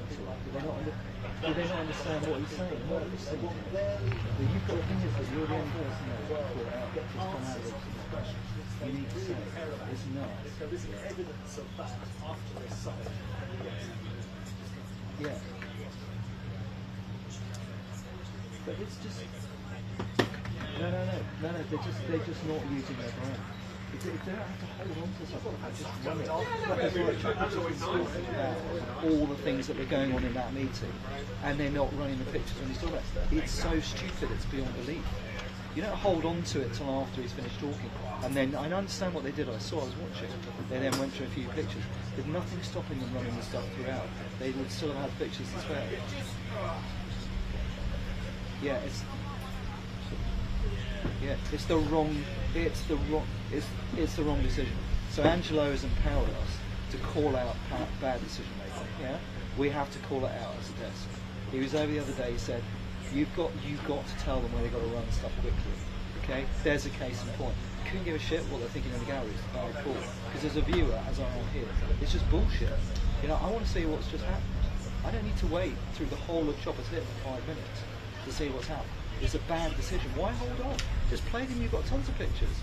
Chopper is talking about very specific interactions between the PM and you show the body language.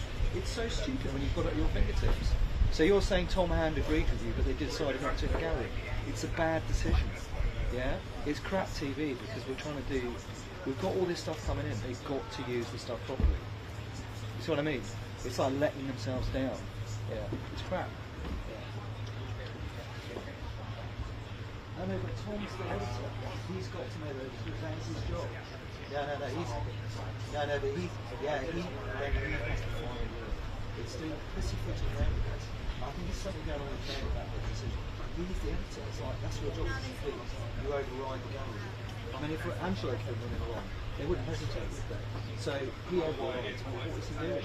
Why is he on Telegraph? He's on a TV show. It's bullshit. Do you know, just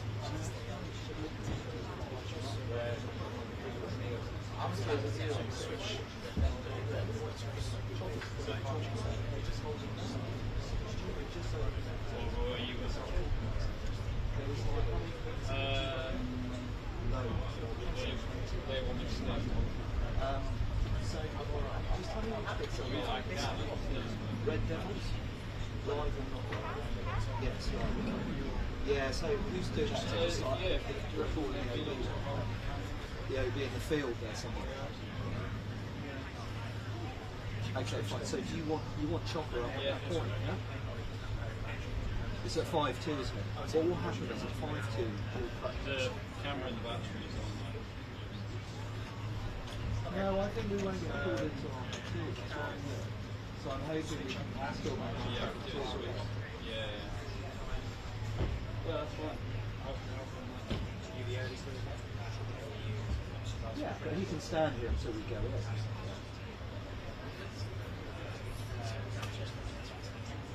Yeah, that means. Is that right? That means. Yeah, so that means the press is starting later. That's fine. Understood.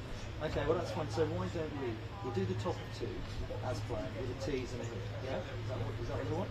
And then we'll hang around here. And then they've got to be clever and come back to us when the Red Devils again and cross back to Chris, yeah? Alright? No, they'll take us in. No, if it's delayed, well if they do, I'll let you know. But it's hard to know. I haven't seen pretty but I'll figure it out. I'll put a message on it and it's saying I assume actually it's that's when it's going to. That's fine, that's okay. I'll sort that, but for the moment assume we're there to and ideally we're there for the Red Demos to talk over. This happened like, just 100 metres away from it. That's why when they kind of cleared Chris to go to that business meeting, it's like, he's not clear, he's here, it's like, the fact behind us. It's like, he needs to talk about it. Bizarre, the gallery came over and said, are you cleared now? And they interrupted him and it's like, I'm cleared. It's like, Chris is the one who's going to talk about it. So he can stand there and chat. Do you know what I mean? It's like the gallery just doesn't know how to handle it. It's clearing something you can actually do it. It's like, if you say Chris stand long, that's fine. It's not crystal clear. It's like, you understand. This is happening next to us. It's like, we're here. It's so clueless. Anyway, I'm surprised at Meg being so not really thinking about what looks good. It's kind of weird. I have that conversation. Actually looks good. I'll tell you. I'll come back to you about times. You might. Are you on the number 10 group? Yes. The 220. Yeah. Oh, I see. You should really be on that group. Yeah. Well, you should be. You need to see the problems of the club. Because if Nick's not around, Seven's not around, how do you know? You should be on that group. Okay. All right. I'm going to ask him that group. Okay. Talk to you tomorrow. We'll be here at 2. Bye. Guess what the exercise for that is? The gallery made a conscious decision not to replay the shots from the event over Chris's talk, so that they could hold them back, so when they came back to the presenters, they could then show that sign. It's like, what are you doing?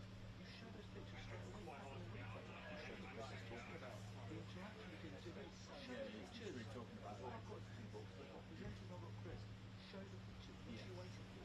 Tom Hand was editor outside going, wanted them to do it. The gallery didn't do it. It's like, you're the editor, for God's sake. You decide. You tell them what to do. You're an employee. Yeah, of course there's things in the gallery that need to be override.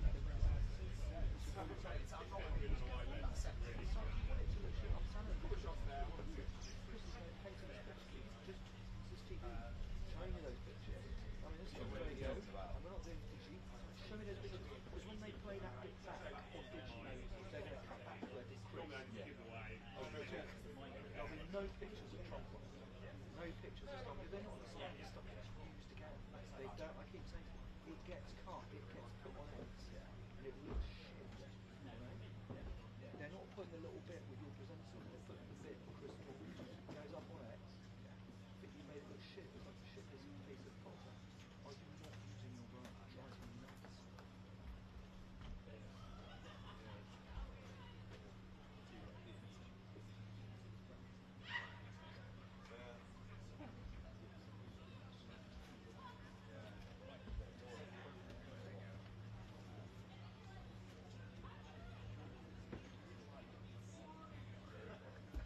Hello. Hello. You're right.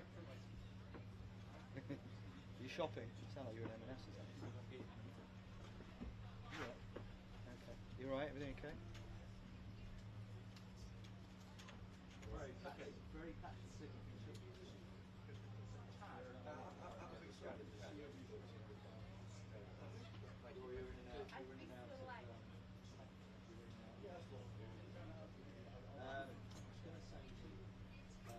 It's worth reminding them that when they do what they did just now, hello, yes, they just cut the hit. I don't think they understand that when they do what they just did, which is to hold back on running floats for some bizarre banana reason, when they come correct, you just end up with a really crap bit. So they just need to think a little bit more about that. Hello, gallery. So they sat in replay this time, the meeting sat, the thing you just saw, and they consciously chose not to run it until proper finish, was finally asked, and then ran it. Just I don't even, I have 10 seconds. Why you make the shot? Cut, all that. That's obviously. And only that. Okay. Got it. I don't really understand. It makes it look shit. Yeah, yeah.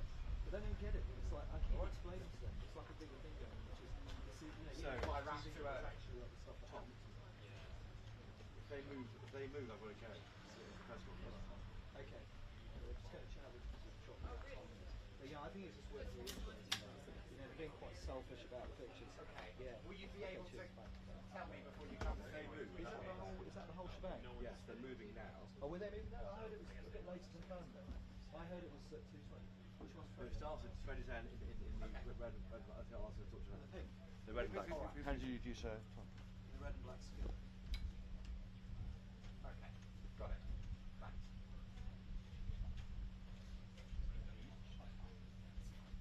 I'd rather do that than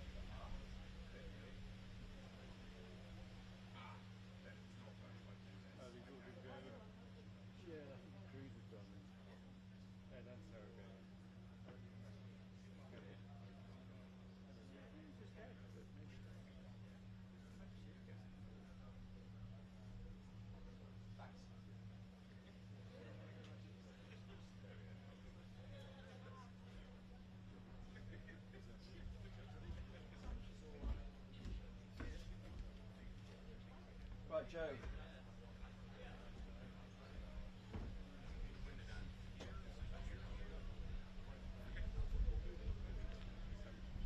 When they go, I've got to go with Chop.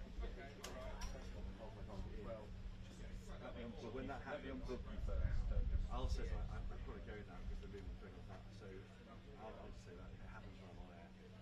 Which is probably no. Our look it probably will.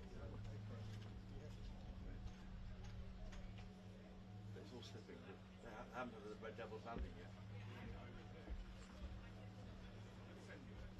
Absolutely, Ben, because you heard earlier, Sir Keir Starmer and Donald Trump, they've just been holding a business conference together as they signed that deal that you just mentioned.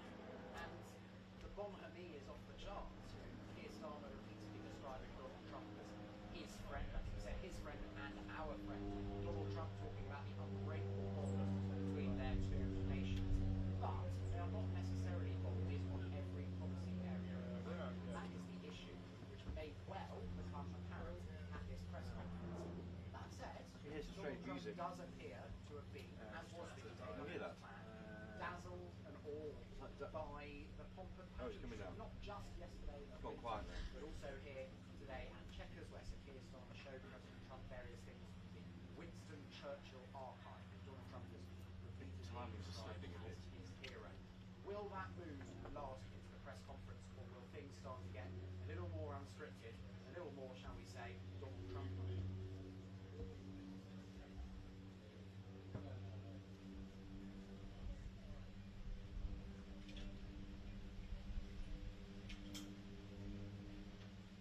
Yeah, absolutely. And can you believe, by the way, it's still only a week since Lord Mandelson was sacked by Sir Keir Starmer as the UK's ambassador to the US. And one of the things which made that issue so tricky for Keir Starmer was the fact that there's a very live controversy in the US. If I'm on air, Joe, Donald Trump's you see the movie, relationship with the Jeffrey signal. Epstein, which should take prior to Jeffrey Epstein's I'll be so looking at that, I won't conviction see. in Florida back in 2008. So that's one of the issues that Keir Starmer has to navigate before you even get to the perhaps more far-reaching, more global, tricky issues of their differences of opinion, perhaps on Ukraine and certainly on Israel and Gaza.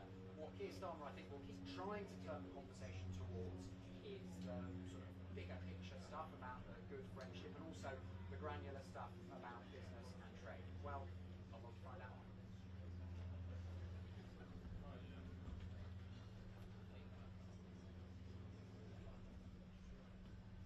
Yeah, all good, thank you. All good. Thank you. Cheers. Is there a tease? Yeah, let's do it again. Just to say that, yeah, do come to me straight after the news. We come to you straight after the news, okay? Because I may have to move the press conference. Is that okay, guys? So straight after the news, please. Am I throwing to anything?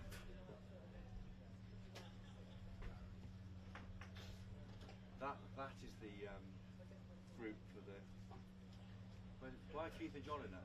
Because they're part of the pool. That's a pool for the parachutes. Not sure.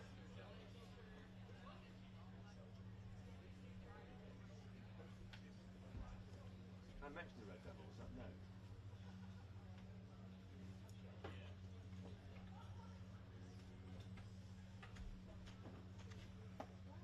Where's Frederic?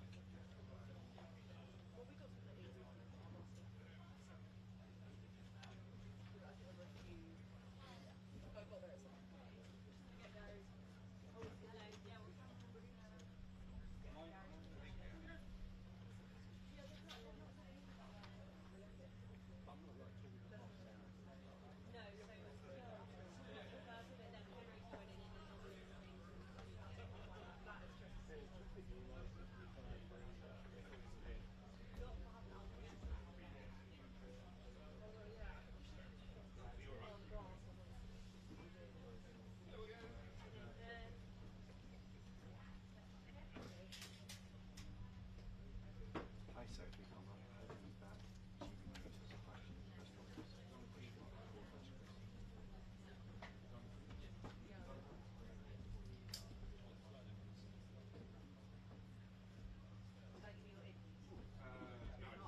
Sorry, I thought you had it. Sorry, my bad. Gary.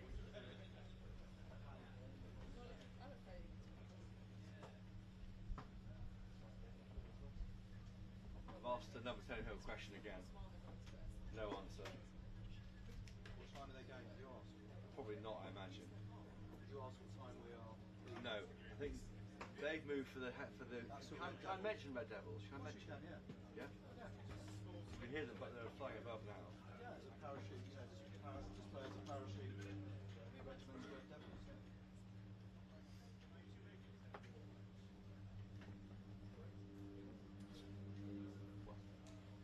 Come on, son. Is it Wednesday or Thursday? Thursday. Thursday. Tom Hall.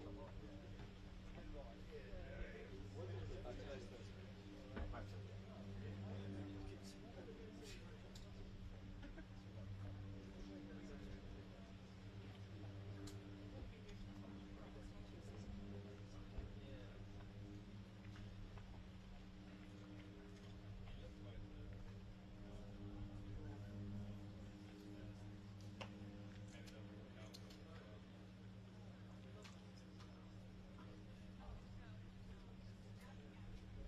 dined on Dover sole and key lime pie.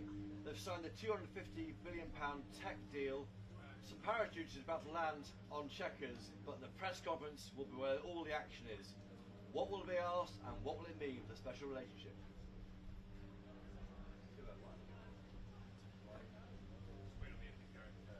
Didn't say Q Chris. They've got to say Q Chris, because I never know who they're queuing. I just guessed it was me. They say Q. Do you know what I mean?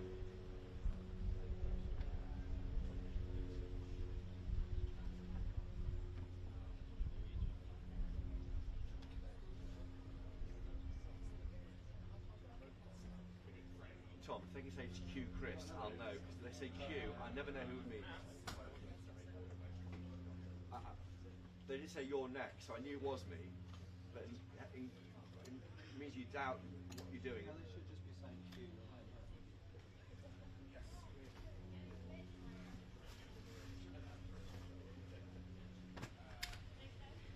There's some of the assumptions on there in that, which is, What? yeah, just the assumption of queuing you without actually saying It really matters because I'm trying to deliver a line. I think a lot of them just have never been in these situations. I don't really understand. If you're down the line, you're blind to everything. You're trying to get them to get out properly, but you want to have the.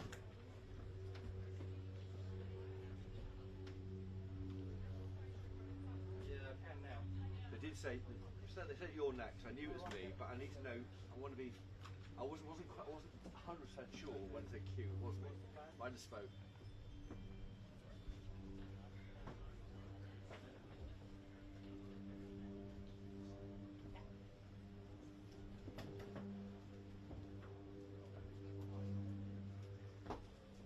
Look. You see on that? I don't know. Henry here?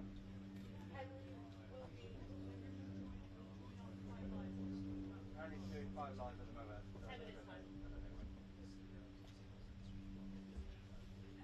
Sorry, I don't.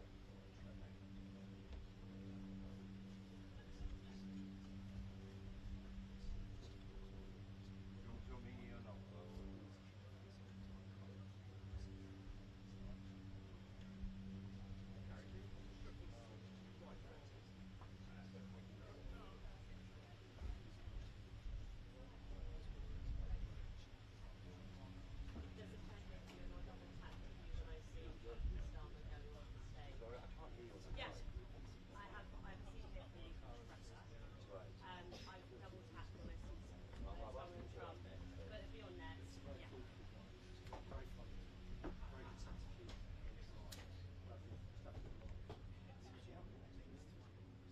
I think it's amazing. I'm very moved by it.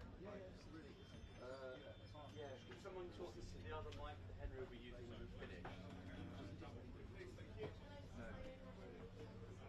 I'm going to do the shout out for this newsletter thing. I don't know when. I never know when the last question is. So I just. So I'll just throw it in there. Thank you. So next we're just got this thing about queuing you by name, yeah? If possible. Yeah.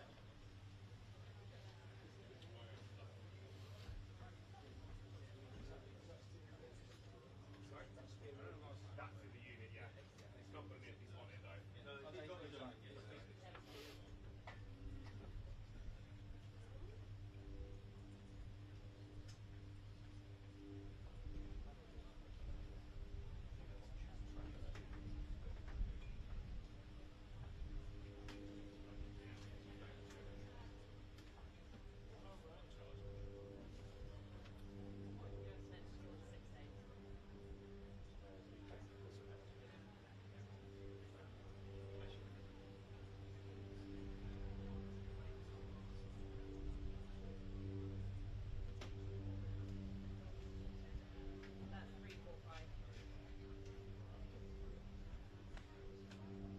So I'll take in, Tom, that.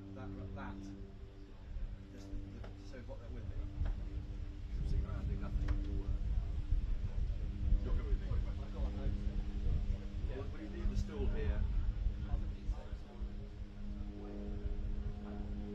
I honestly don't know.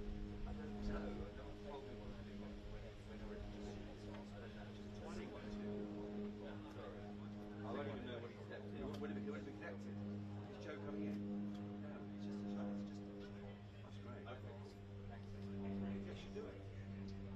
Tom. Hi. How you doing? Hi.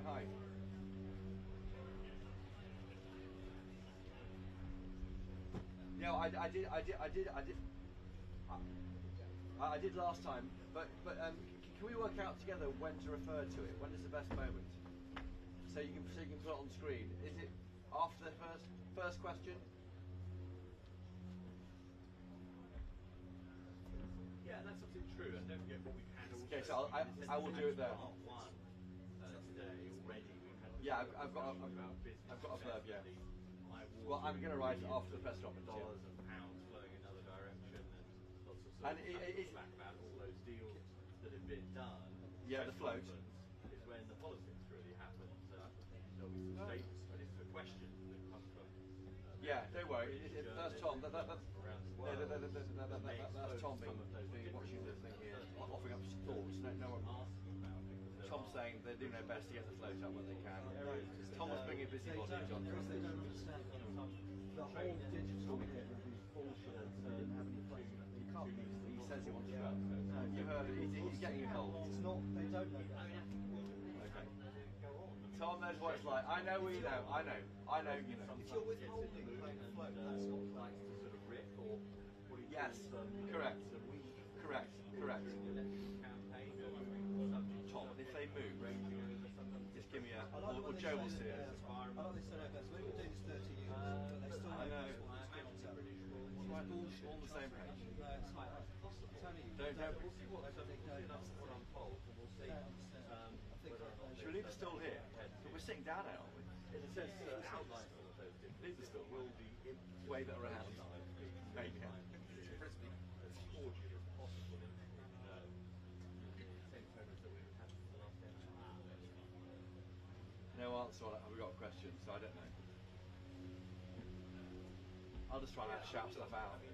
Like in Turnberry. Between many European countries. They might cut to the Red Devils. What happened to Gaza and attitude towards what is. I don't know. What do you know about Red Devils, Tom? What do you know about Red Devils? What do you know about them? I know that they are a parachute. Now, Navy? UK and other countries talking about the recognising of they're an RAF kind of display. Absolutely. Well, they Parachute regiment.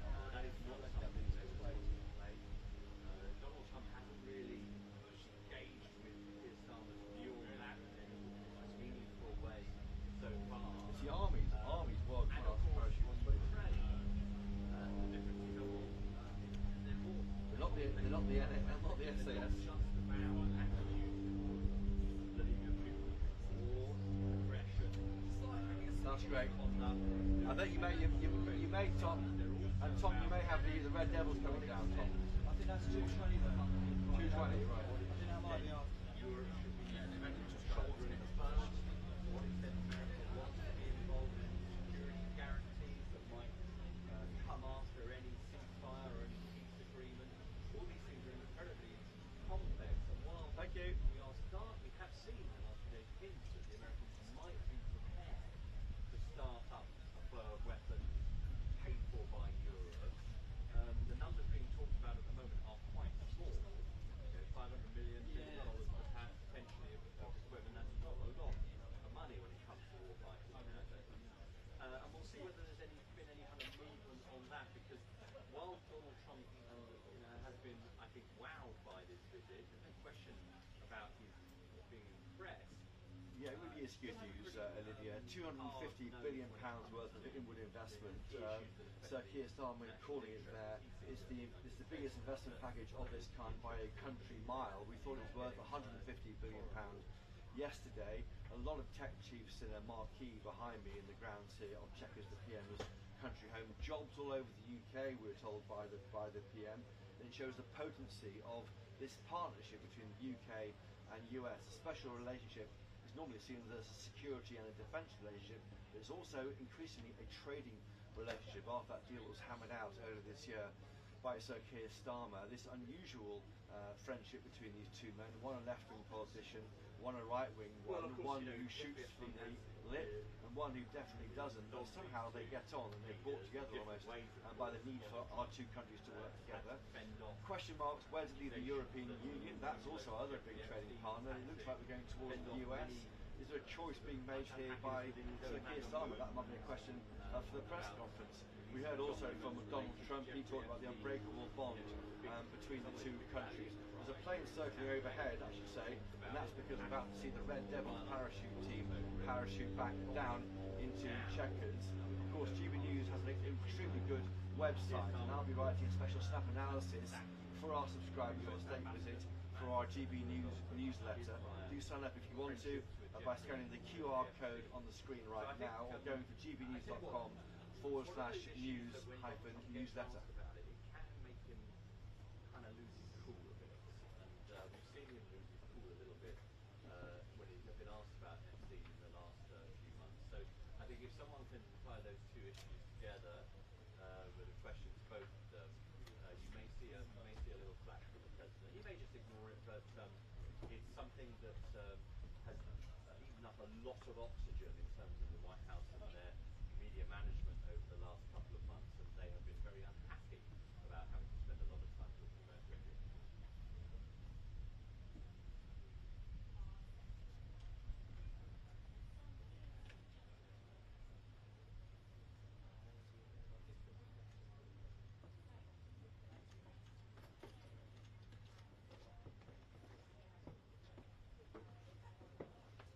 Yeah, there's a tension here, isn't there? There's on the one hand a lot of talk about the First Amendment, free speech, and constitutional rights, etc., etc. Yes. But then also yes, well, I'll be there with, of course, Bev Turner, our colleague of the Late Show on GB News, launching this Monday night. She's also here with the US press pack. We'll be doing our best to get our questions into both the Prime Minister and Sir Keir Starmer. I've been very lucky to ask him three questions over the past 12 months of Sir Keir Starmer. Once of Keir Starmer definitely, but also of President Trump. Once in Trump Tower last September, then in the Oval Office in February, and then also in the Turnberry Golf Resort in July. It's fascinating watching Donald Trump. He likes the engagement. He looks around. He tries to engage with people. The difference here, though, is this is Sir Keir Starmer's show.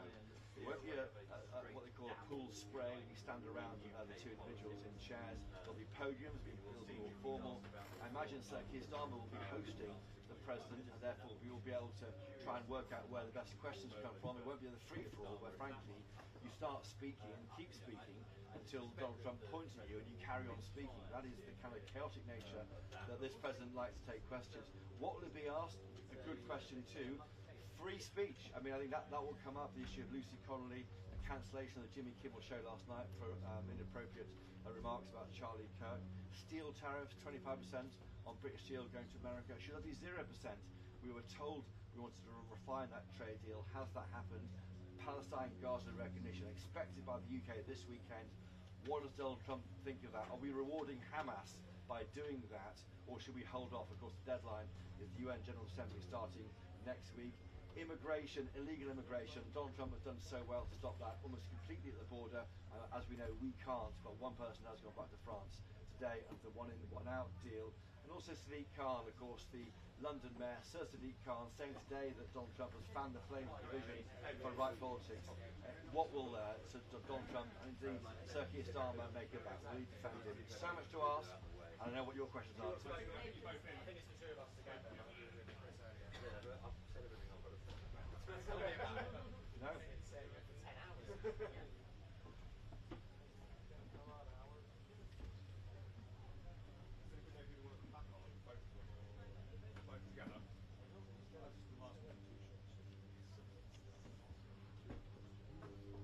Well, that's right. There's a school of thought, Olivia, that we've now got rid of our US Ambassador Peter Mandelson because of his link to Jeffrey Epstein, exposed by those emails published by Bloomberg last Wednesday to Thursday.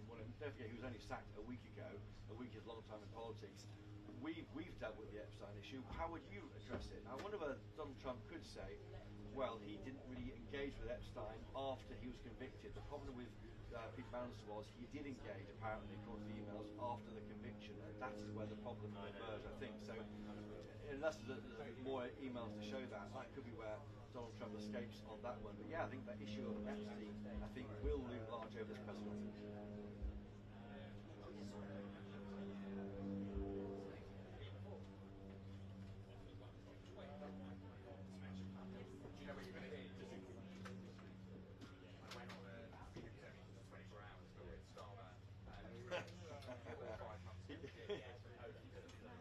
Well, yes.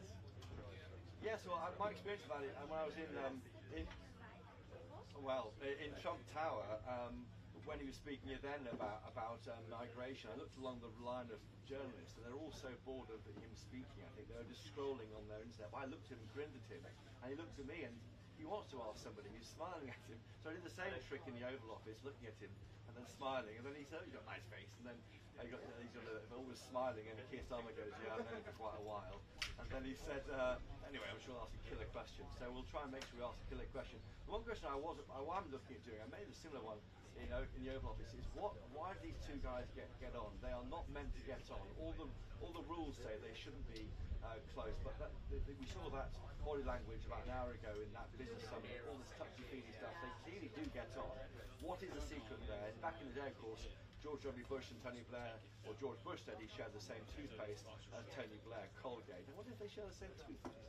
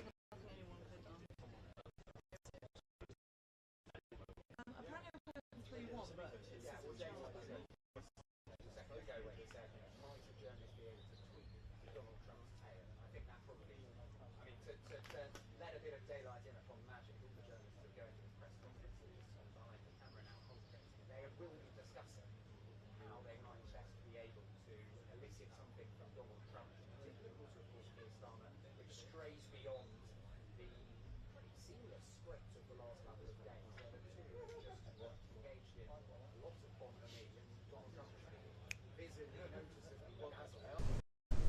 Hello. Hi, it's Will. Hiya. I'm up on 3-1 now. Let's see the film. Okay, so just so you know, this isn't really, I don't know if you were wrong to discuss this, so what we've agreed here is let's just stick to the air. We don't have to be live. And this one, I'm really trying to pick off like the keywords that will be live. Sorry? Okay. Alright, okay. Alright, right.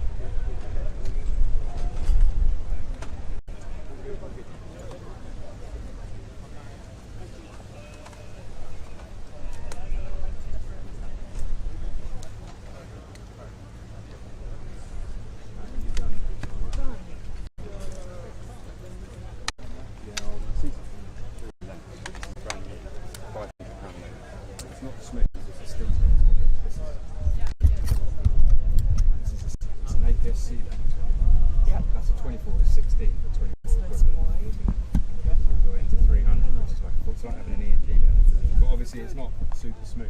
No, But but I mean, bang, if you're bang, doing, bang, bang. yeah. And it's 500 quid. Signal. It's Signal quite a lens. new lens. It's worth looking into. It's honestly, it's the only. I might take a photo There of isn't. that. There literally isn't.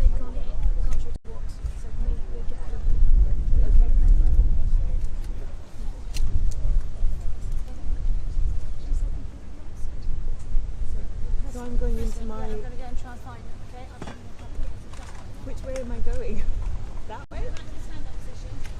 Right, okay, cool. Hi, we're all done. Yep, that's fine, you don't find them. Yeah.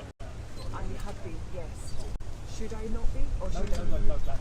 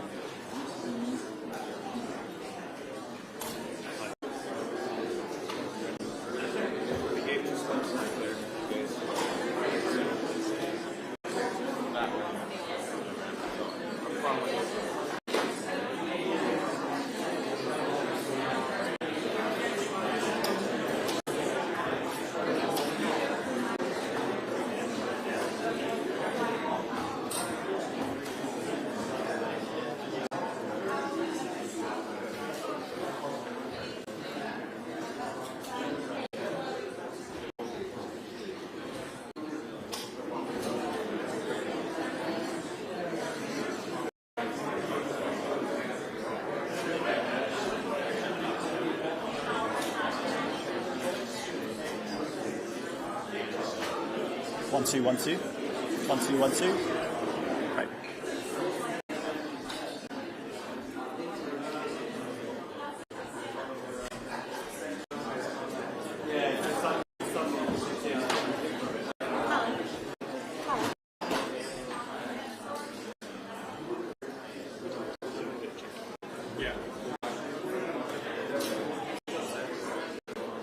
As in this clip's over there.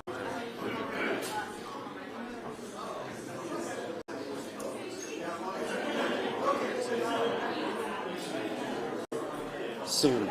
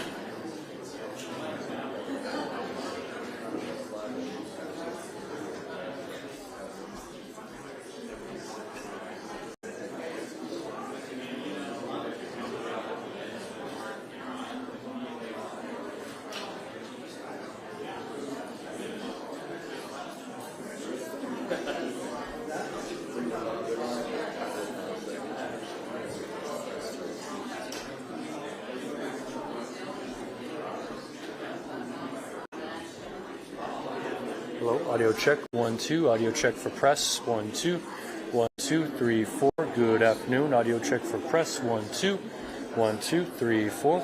Audio check, 1, 2, 1, 2, 3, 4. I'm getting thumbs up, 1, 2, 3, 4, 5, 6, 1, 2, 1, 2. Check, check, 1, 2. Audio check for press, left podium good, 1, 2. Audio check, 1, 2, 3, 4. Still good, good. Everybody good, thumbs up, 1, 2. All right.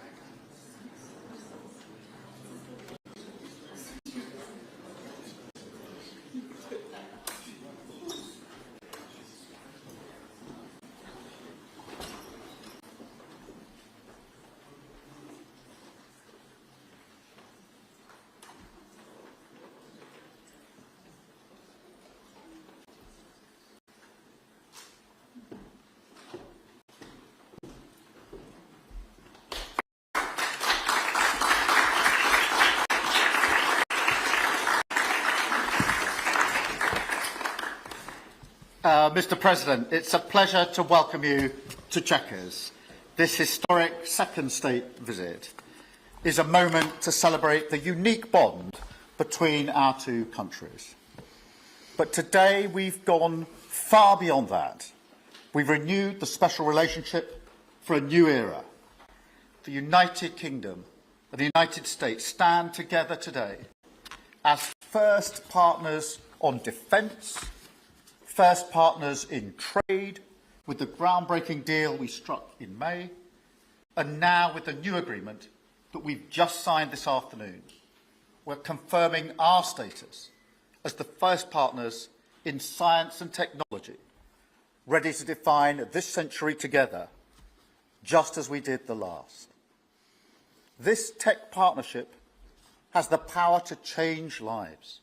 It's our chance to ensure that technologies like AI, quantum, and others amplify human potential, solve problems, cure diseases, make us richer and freer, strengthen the cause of democracy, not tyranny. This is the territory on which the future will be won. So this partnership today is a signal of our determination to win this race together and to ensure it brings real benefits in jobs, in growth, in lower bills, to put more hard-earned cash in people's pockets at the end of each month. That's what we're determined to deliver. And we're bringing businesses with us. We've just come from a fantastic meeting with business leaders where we set out this vision.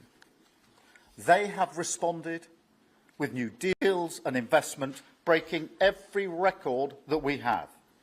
£250 billion flowing both ways across the Atlantic. That is a record. Expected to create 15,000 jobs here in the United Kingdom.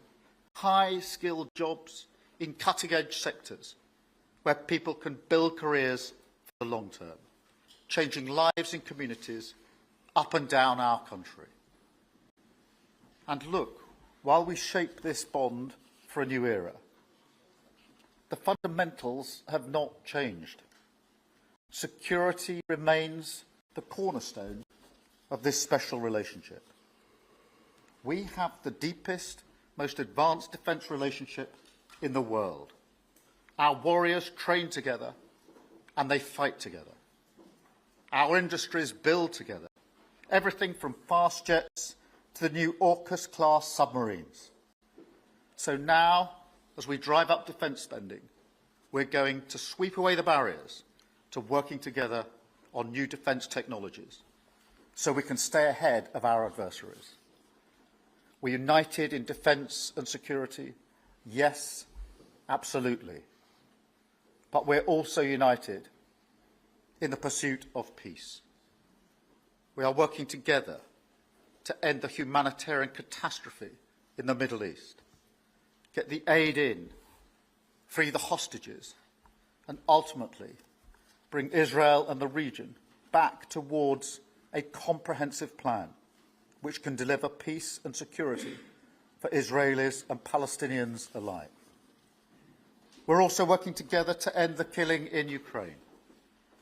In recent days, Putin has shown his true face, mounting the biggest attacks since the invasion began, with yet more bloodshed, yet more innocents killed, and unprecedented violations of NATO airspace. These are not the actions of someone who wants peace. So we've discussed today how we can build our defences further, support Ukraine, and decisively increase the pressure on Putin to get him to agree a peace deal that will last. And President Trump, you have led the way here, and we will continue to stand and work together for security and for peace. Mr. President, next year we'll celebrate the 250th anniversary of the United States.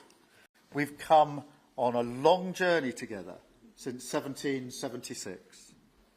But it's no exaggeration to say that the partnership our two nations have built has shaped the world from the beaches of Normandy to the founding of NATO, to the creation of technologies that have revolutionised our lives.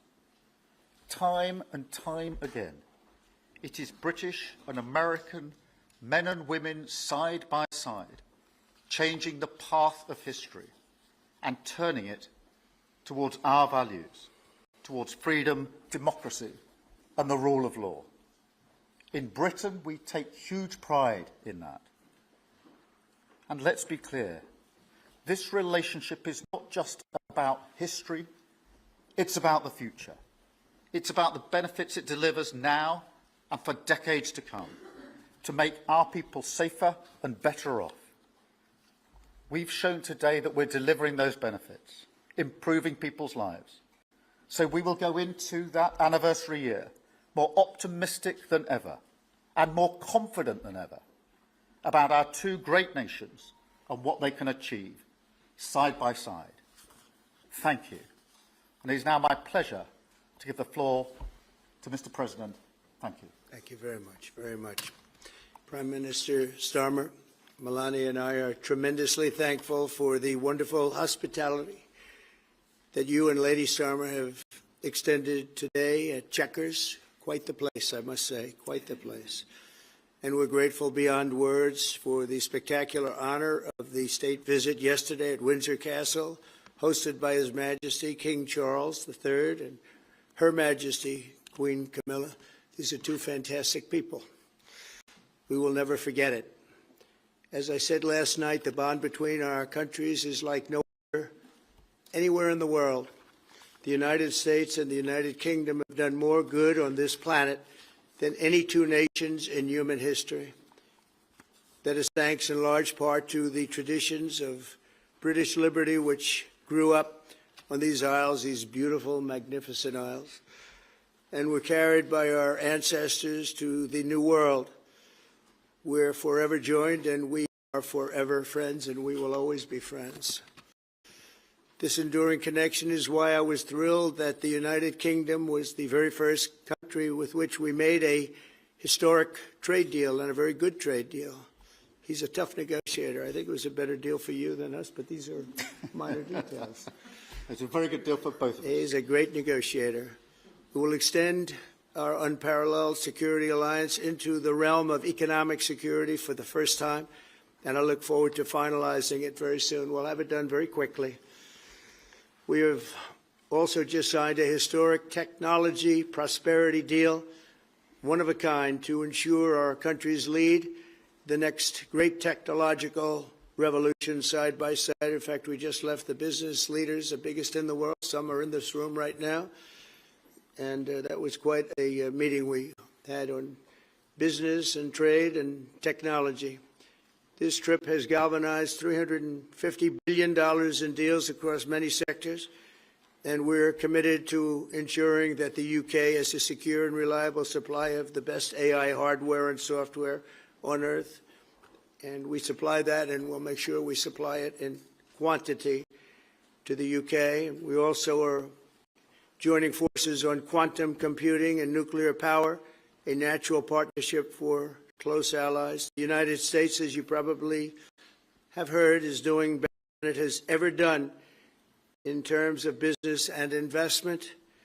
The stock market has hit a new high, as you know, and that's for many, many days of our fairly short 8 months. And we seem to be hitting new highs, and I think we're going to do much better even as time goes by. Jobs are at a record, and most importantly, we have more than $17 trillion, $17 trillion, and this is during an 8-month period being invested in the country, which is not only a record, but if you compare $17 trillion to the last year of the Biden administration, they did $250 billion. They didn't do $1 trillion for the 4-year period. We did $17 trillion of investment coming in. A lot of it's because of tariffs, and a lot of it's for a lot of other reasons, but there's never been anything like it. It's an economic superstar. That's what's become. It was mismanaged and badly handled for a long period of time, but it's not badly handled anymore. So that's a record, and remember, that's up until 8 months. We have another few months to go, and that number is going to get significantly higher, especially if we win a certain case that we're waiting to hear. That will be something like the world has never seen. I want to congratulate the United Kingdom on making the vital commitment to spend 5% of GDP on defense at the NATO summit this year. We've worked together very closely in so many ways. I'm very honored to tell you that we've solved 7 wars, wars that were unsolvable, wars that couldn't be negotiated or done. The U.S. has done 7 of them. The one that I thought would be easiest would be because of my relationship with President Putin, but he's let me down. He's really let me down. It was going to be Russia and Ukraine, but we'll see how that turns out. But it turned out to be, I thought it might be among the easiest of the group, but we had settled just about every conflict, and as you know, we're working very hard on Israel and Gaza. All that's happening over there. Complex, but it's going to get done. It'll all get done right. And likewise, Russia and Ukraine will get done. But you never know in war. You know, war is a different thing. Things happen that are very opposite of what you thought. You thought you were going to have an easy time or a hard time, and it turns out to be the reverse. As we saw in the unforgettable parade yesterday at Windsor Castle, what a place it is. The British Armed Forces carry on one of the finest military traditions in the world, one of the greatest marching bands, one of the most magnificent sights I've seen. I know that our service members look forward, and we do look so forward to working even more closely with yours as you push toward that 5% goal. And I think, Mr. Prime Minister, you're just about there. You're going to be there very quickly, along with a lot of other great countries. I want to thank NATO and our wonderful head of NATO, who's really worked very hard, Mark, for the job they've done. As you know, NATO was at 2% GDP, and they didn't pay it. Now they're at 5%, then they pay it. And we appreciate that. And we're sending a lot of weapons to NATO. NATO is paying for those weapons in full. But we're sending them, and we're doing a great job at getting them what they need. And we appreciate the fact that they're taking care of it, because the United States is into that war for $350 billion. And just really very sad. It just got out of control. They didn't know what they were doing. But over the generations, British and American warriors have shed their blood side by side in defense of liberty and freedom. And that's why it's so imperative that the United States and the United Kingdom stand together for these fundamental rights and values of the English-speaking world, and we've always stood together, and we will continue to. Just last week, a great American, Charlie Kirk, was heinously assassinated for speaking his mind. He was a great young man, incredible future. Some people said he might be president someday. I told him, I said, Charlie, I think you have a good shot someday at being president. And he just wanted to take care of youth. He loved youth. I've never seen anybody relate to youth like Charlie, and they related to him, and they're devastated. But I appreciate the many British citizens who have offered their condolences. And again, Charlie was a great person. We'll be going out to a service on Sunday. I'll be leaving with some of the people in this room just to celebrate Charlie and all that he's done. So incredible. Never seen anything like it. But I hope that together our nations can lead a movement to defend the glorious traditions of freedom on both sides of the Atlantic. There could be no greater tribute to the immortal bonds of affection and loyalty that unite the British and the American people for all of time. We have a relationship like no other. It will always be that way. We will always be united. We'll always be together. And I just want to thank you, Mr. Prime Minister, for the great job I think you're doing. Thank you very much. Thank you.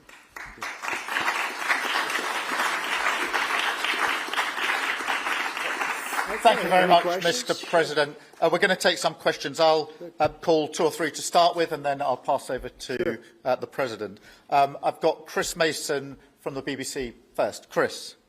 Thank you both. Chris Mason, BBC News.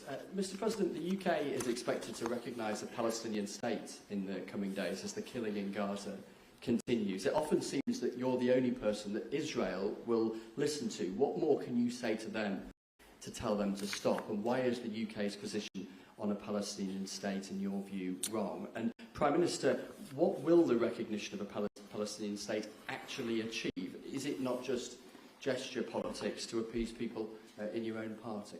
Thank you both. Well, Chris, let me just start with that, because we discussed this amongst other things. We had the best part of an hour, I think, upstairs earlier today, just one-to-one, going through a number of affairs, world affairs, in private. And we absolutely agree on the need for peace and a roadmap, because the situation in Gaza is intolerable. The hostages have been held for a very, very long time, and they must be freed. And we need aid to get into Gaza at speed. And so it's within that context of a plan for peace, which we're working hard on, which not only did we discuss this morning, but our two teams have been working together on, that the question of recognition needs to be seen. And so it's part of that overall package which hopefully takes us from the appalling situation we're in now to the outcome of a safe and secure Israel, which we do not have, and a viable Palestinian state. Thank you. Well, simply, I want the hostages released now, right now, not 1, 2, we'll give you 3 more tomorrow, and, you know, like it's been, but we're the ones that got all the hostages released. We got many came to the Oval Office, and I've heard stories like I've never thought even possible. There was no humanity, no anything. I said to them, I said, was there any warmth shown during this stay? Like they offered you a little extra meal, they gave you a little smile, and they said, don't worry, you'll be okay. And every one of them said, not even a little bit. Amazing, you know, to think that during this stay, long stay in some cases. We had a man the other day, 451 days he was there. I always ask that question. And was there any warmth shown? Just a little word of, you know, encouragement. And the answer is every time, absolutely not. I'm shocked to hear it, because in the worst cases, there's always somebody that comes through. We have to remember October 7th, one of the worst, most violent days in the history of the world, not just there, in the history of the world. And I got to see the tapes, and I wish I didn't see them, actually. But I got to see them. And I want an end. I want the hostages released. And I think it's going to be okay. But it has been a brutal period of time. But this has been going on for a long time. This is not something that's over the last year, 2 years, but this has been for decades and decades. But we want it to end. We have to have the hostages back immediately. That's what the people of Israel want. They want them back. And we want the fighting to stop, and it's going to stop. But a lot of bad things. You know, Hamas said that they're going to put the hostages up as bait. They're going to put the hostages in front of any attack. And that's pretty brutal. We haven't heard that one in a long time. So we have to remember that. So I have a disagreement with the Prime Minister on that score. Okay? One of our few disagreements, actually. Great. Can I take Jack from The Sun? Jack. Thank you both. Jack Elson from The Sun. Mr. President, in the 9 months you've been in office, you've been incredibly successful in all but eliminating crossings on your southern border. Yeah. Meanwhile, illegal migration is at record levels in Britain. The Prime Minister is trying to tackle that. What advice would you give to the man standing next to you on trying to stop illegal migration in Britain? And Prime Minister, if I can just ask, the President is all about drill, baby, drill in terms of trying to secure American energy and cut bills for Americans. Meanwhile, you are turning Britain's back on oil and gas in favour of renewable energies, such as wind turbines. Why do you think that you are right and he is wrong? So we had millions of people flowing in, totally unchecked, totally unvetted from the Biden administration. 25 million, in my opinion, that would be about 25 million. They came from prisons, they came from mental institutions, they were gang members, they were drug dealers. They came from the Congo. They came from all parts of South America. They came from everywhere. Think of it. Prisons from the Congo being released into the United States. Prisons opened up in Venezuela and many other countries pouring into the United States. And I couldn't believe it. One of the reasons I decided to run. I decided to run because I don't want to be controversial.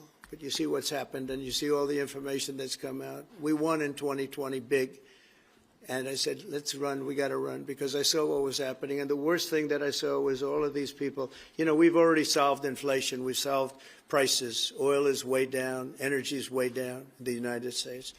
But what I saw happening with millions of people pouring into our country, I couldn't stand to watch it. And we've done a great job. Nobody, if you've seen the last, I appreciate your question, by the way, nobody, absolutely zero, and I'm not even sure that's possible, but it's a very liberal group that come out with those statistics. The last 3 months, we had zero. From millions of people a year ago, we had zero people enter our country illegally. And we do have people coming in legally through a legal process and testing and lots of other things. I think it's very important, and we speak about it. And I think your situation is very similar. You know, you have people coming in, and I told the Prime Minister I would stop it, and it doesn't matter if you call out the military, it doesn't matter what means you use, but it's going to destroys countries from within. And we're actually now removing a lot of the people that came into our country. It's a very hard chore. We were given a very, very bad hand. Millions of people came in from prisons and mental institutions. We have to remove them, and we are removing them. We have no choice, and I feel very strongly about it. Thank you very much. Jack, let me just deal with the question of returns, because this is obviously an issue we're taking incredibly seriously. We've struck a number of deals both on cooperation with other countries, because this is a problem right across Europe, to tackle the problem of actually breaking up the gangs that are running this trade. We have had a record number of returns, over 35,000 now since we came into office. That's the highest number for the best part of 10 years. We struck the returns arrangement with France, and notwithstanding the challenges to that scheme, which you've seen in the last few days, a flight went off at 6:15 this morning, successfully returning someone under that scheme. So that is an important step forward. Obviously, there's no silver bullet here. There's a range of things that need to be done. But given the challenges of returning people, it is important that we're able to prove it can be done. It was done. It was done early this morning. So I can confirm that that flight went. It went successfully. And I'm pleased about that. Now we need to ramp that up at scale, which was always envisaged under the scheme. But it's very important that we have been able to prove that the proof of concept, if you like, that this can be done, and will continue in that way. On the question of energy, firstly, let me be really clear that I am absolutely determined to ensure that the price and cost of energy comes down, so that bills come down both for individuals, for families, with their household bills, but also for business, because this is so important. The mix will include oil and gas for many years to come from the North Sea. We've been clear about that for some time, but we also need to mix that with renewables, and it's the mix that's really important. And the approach I've taken on this is the same approach that I take to many other things, a pragmatic approach. Thank you, Jack. I would like to say that we inherited the worst inflation in the history of our country.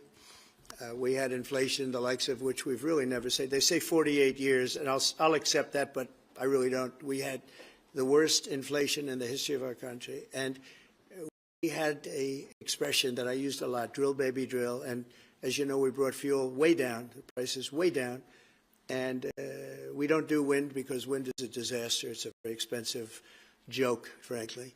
And we got our energy prices way down. That brought the inflation way down. And now we have very little inflation. And we have a very, very strong economy. So that was very important. Drill, baby, drill. And you have a great asset here. We spoke about it. It's called the North Sea. The North Sea oil is phenomenal. And I hope, because I love this country, you know. My mother was born in Scotland. And the Hebrides, Stornoway, that's serious Scotland. We were talking about it. And I want this country to do well. And you have great assets that you're going to start using, I believe, under this Prime Minister. Thank you. And I've got Matthew from The Economist. Matthew. Thank you, Prime Minister. Mr. President, you say that President Putin has let you down. Have negotiations run out of road, and what are your next steps to compel an end to this war? Well, he has let me down. I mean, he's killing many people, and he's losing more people than he's killing. I mean, frankly, the Russian soldiers are being killed at a higher rate than the Ukrainian soldiers. But, yeah, he said, let me down. I don't like to see. It's death. You know, it doesn't affect the United States. We have, other than unless you end up in a world war over this thing, you could. This was a thing that would have never happened had I been president. If I were president, it would have never happened. And it didn't happen for 4 years. Most people agree it didn't happen, nor was it close to happening. And I spoke to President Putin about Ukraine. It was the apple of his eye. I've said that many times. It was. But he would have never done what he did, except that he didn't respect the leadership of the United States. They just went through the Afghanistan total disaster for no reason whatsoever. We're going to leave Afghanistan, but we're going to leave it with strength and dignity. And we're going to keep Bagram, the big air base, one of the biggest air bases in the world. We gave it to them for nothing. We're trying to get it back, by the way. Okay, that could be a little breaking news. We're trying to get it back because they need things from us. We want that base back. But one of the reasons we want the base is, as you know, it's an hour away from where China makes its nuclear weapons. So a lot of things are happening, but I am very disappointed in the fact that that one's not settled. To think that we settled Azerbaijan and Albania as an example, it was going on for years. It was never going to be settled. If you remember, the Prime Minister and the presidents, they were there for many years. They said, when they were in my office, we settled. And they started off at both sides of the Oval Office, so far away. I didn't know you could be so far away. And as we were together for an hour, they kept getting closer, closer. And by the time we finished, we all hugged each other. And one said, I've been in this position for 22 years, and all I've done is kill their people. The other was there for 7 years, and all he did was kill their people. And we got it settled. And we did others, as you know. The Congo, we settled the Congo with Rwanda. That was going on, and that was a machete war. That was a gruesome war. Many people, close to 10 million people killed. We got that settled. My biggest disappointment, but it's, you know, look, we did 7, and most of them were not thought to be settleable. We did India and we did Pakistan. That's 2 nuclear. That was purely for trade. You want to trade with us, you're going to have to get along. They were going at it hot and heavy. But the Russia situation, I hope we're going to have some good news for you coming up. But again, it doesn't affect the United States. And look, it doesn't so much affect you, of Of course, you are a lot closer to the scene than we are. We have a whole ocean separating us. But I will say this, it's millions of people have died in that war, millions of souls, and they're not American. The soldiers, mostly soldiers, as you know. The soldiers are being killed at levels that nobody's seen since the Second World War. But they're being killed, and I feel I have an obligation to get it settled for that reason. Thank you. And just on that question, because we have to put extra pressure on Putin. And it's only when the President has put pressure on Putin that he's actually shown any inclination to move. So we have to ramp that pressure up. I think it's important to have this conversation in the context of what's happened in recent weeks. We saw damage and bombing to the British Council in Kyiv. These are targets that it was thought until recently were not targets that would be hit. The British Council, the European Union Embassy, the Council of Ministers, where President Zelensky's ministers' work was hit. Again, these were thought to be places that wouldn't be hit.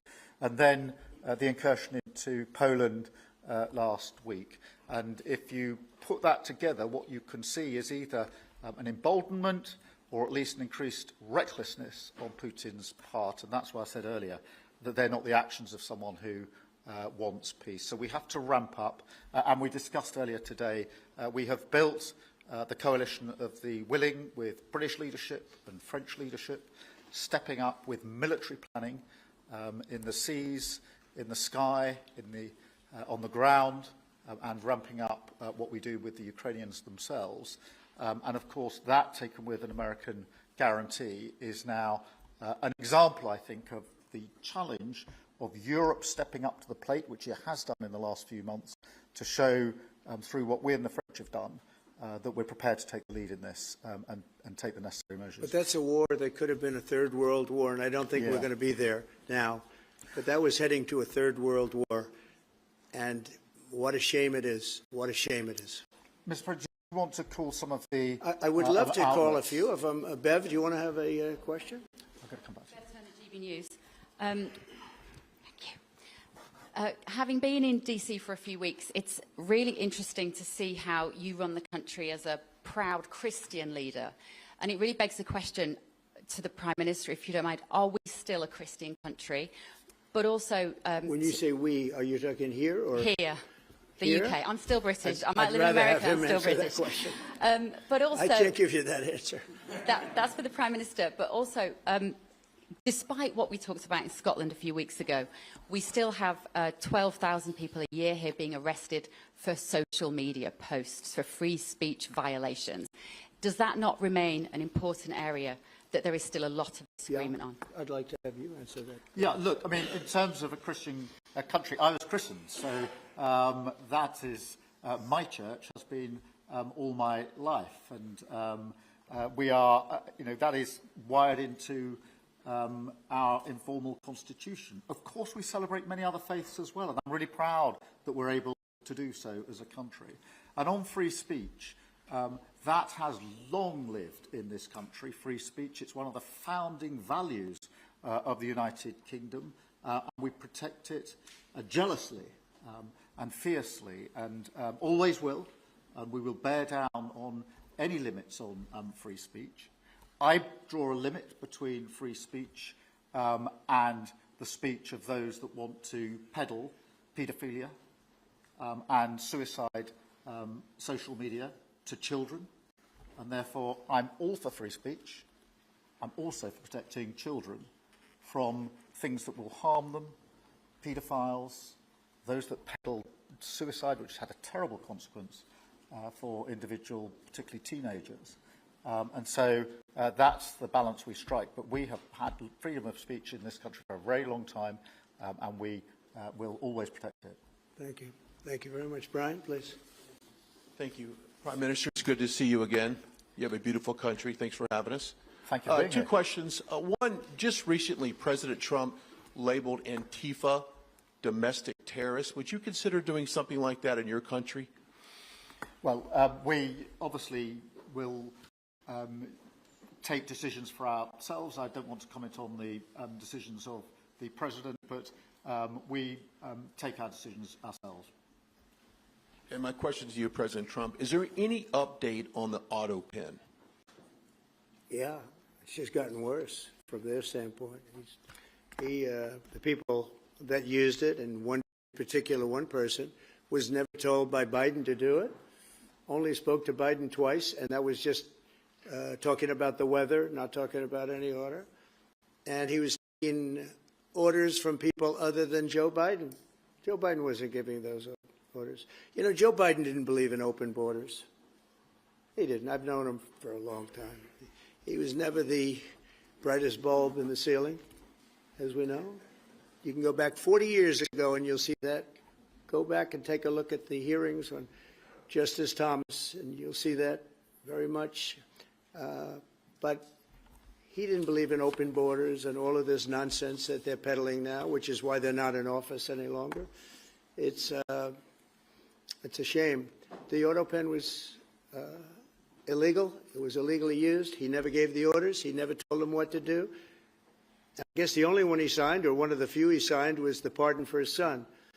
But you had the congressman who, when they got the information, they found out they were guilty, and they deleted and destroyed all information, everything. You couldn't get any of it.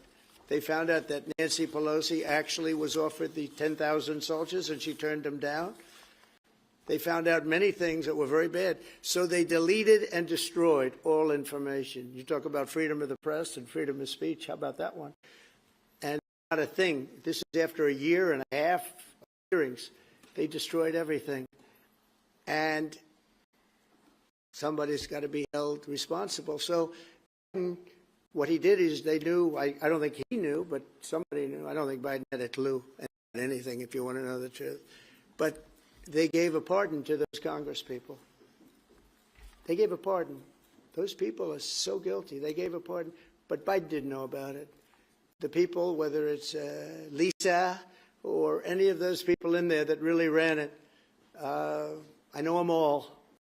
And they're sick people. They're smart people. They're very smart, probably brilliant, but they're sick in ideology. And they were running the auto pen, and it was totally illegal what he did. And I hope it's going to be so adjudged. Do you want to take one more, then I'll Okay. go back to British. Let's see. Peter, go ahead. Thank you, President Trump.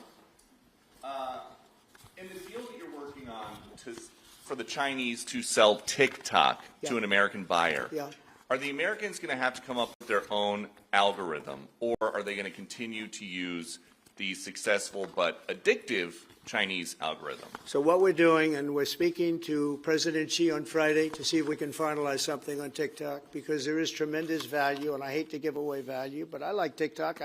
It helped get me elected. In fact, Charlie said, "Sir, you ought to get on TikTok. You'd be great." I said, "Really? Tell me about TikTok."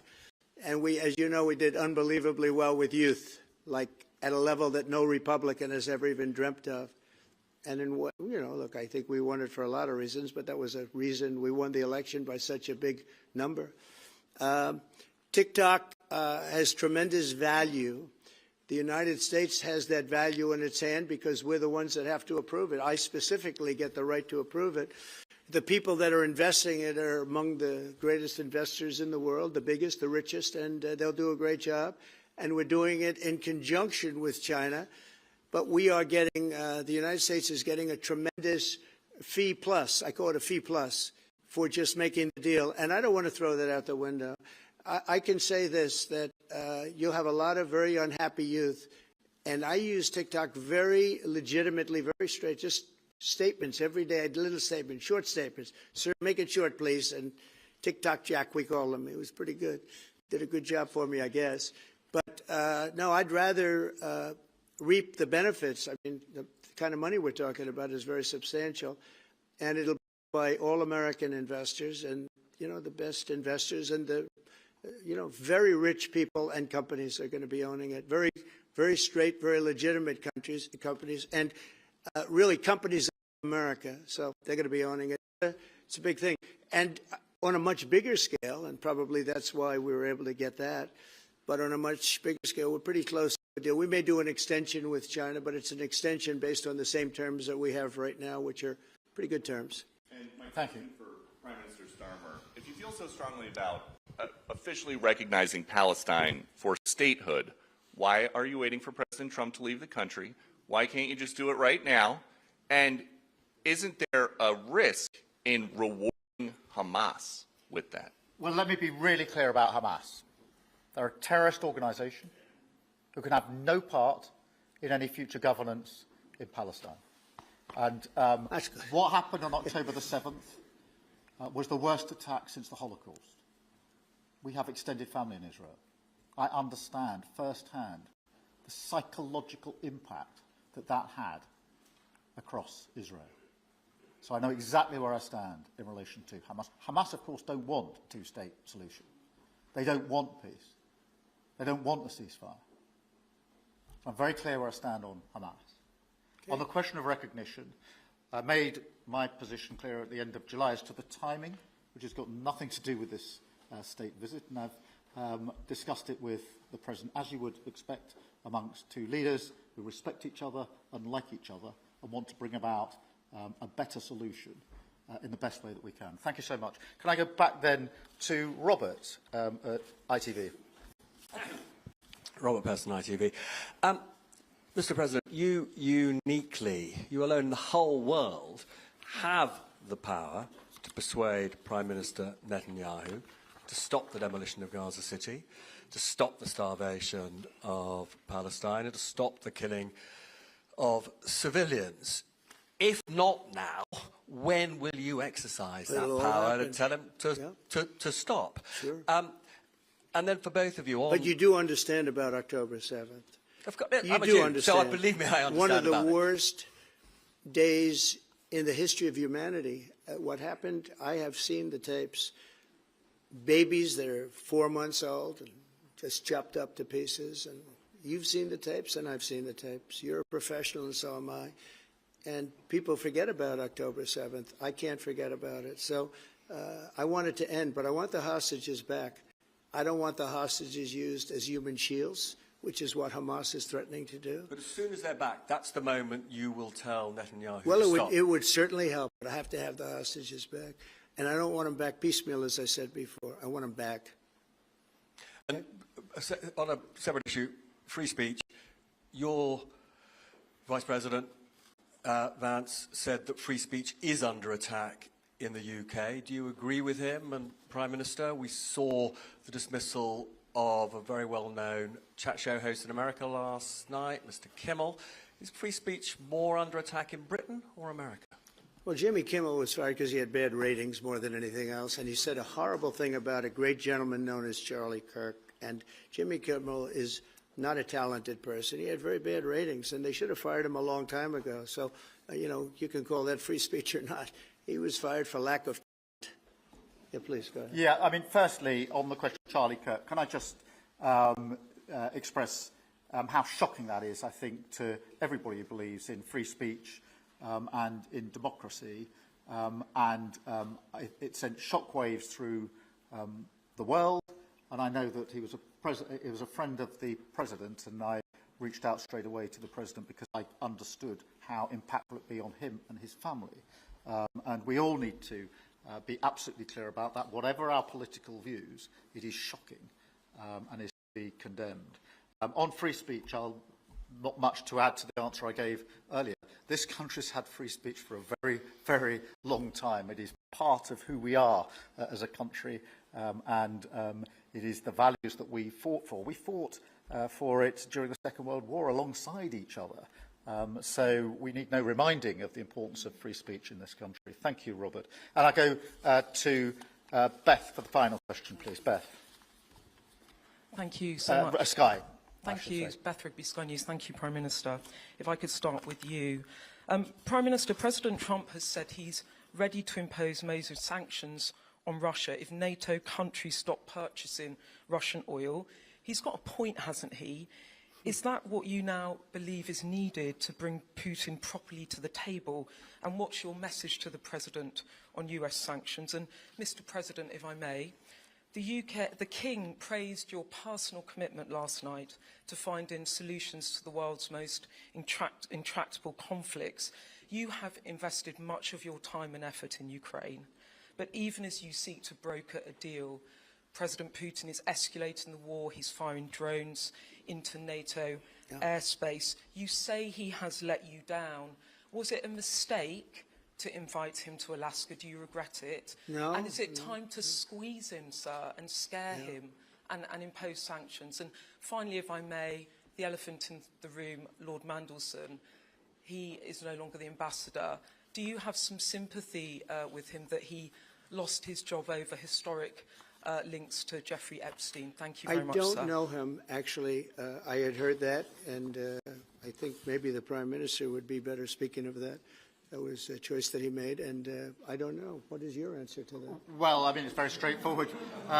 Some information came to light last week which wasn't available when he was appointed, and I made a decision about it, and that's very clear. On the question of the pressure on Putin and on Russia, which is obviously really important, look, I think it is a challenge to Europe. There are a number of European countries which are too reliant on energy from Russia.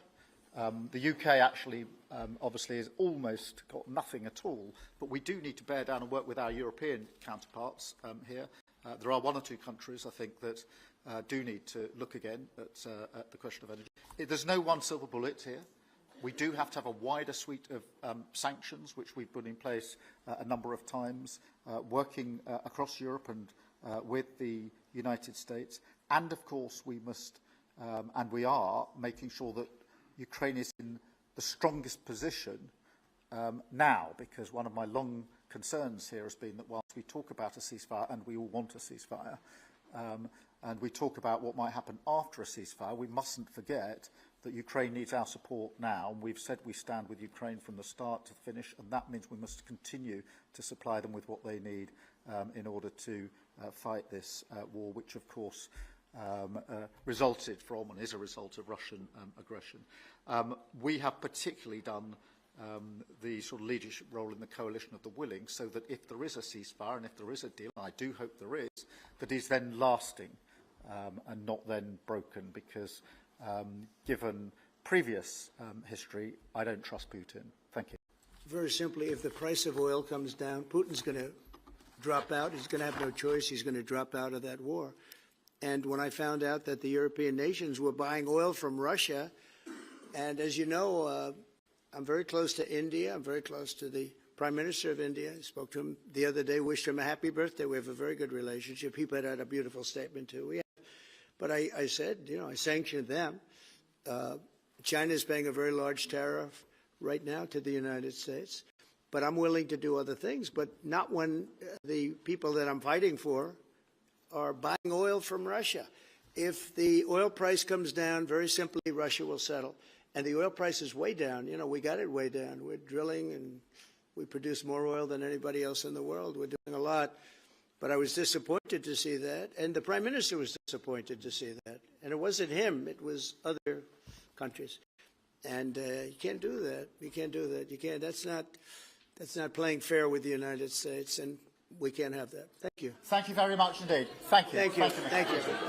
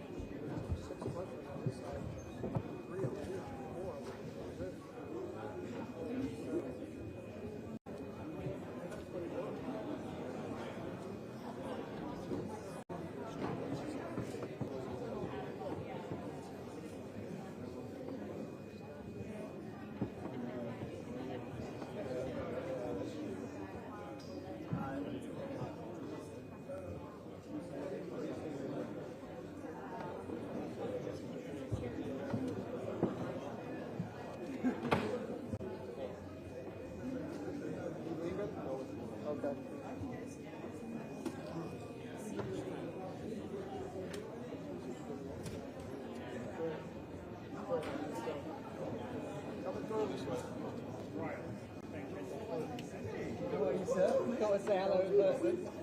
You should come back on. Still. You can always come. Brother, I appreciate it. You know what?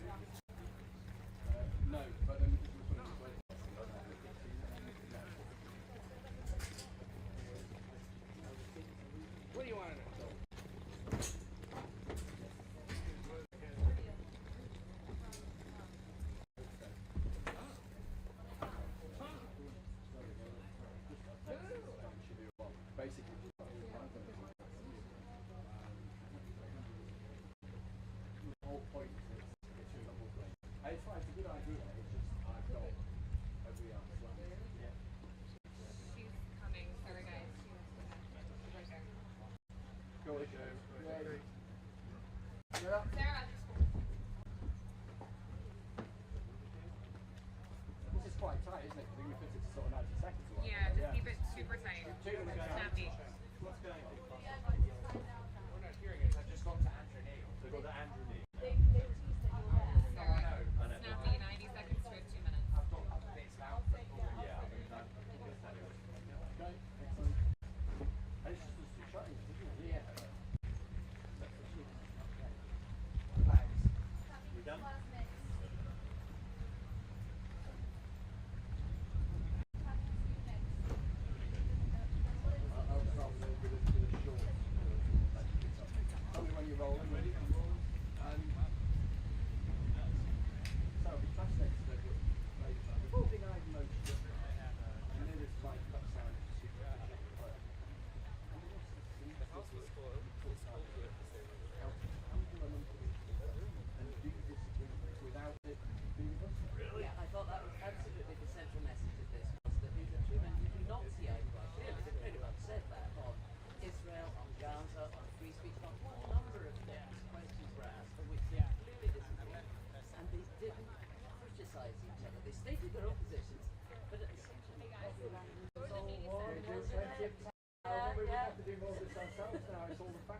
Yeah, I noticed when I asked the question about the recognition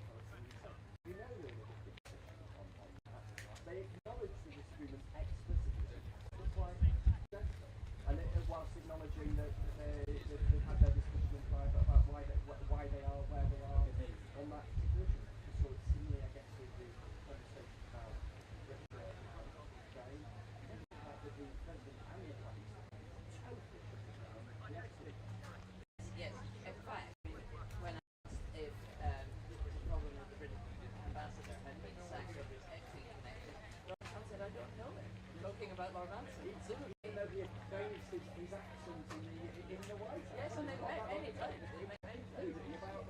Yes, yeah.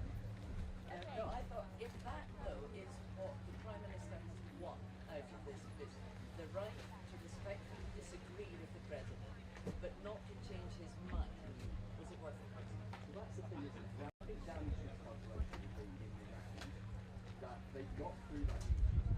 So, if you like, the positive feeling, and that they have a sufficiently good relationship with the President that he will hear them out in their specific to the British position that might be odds with America.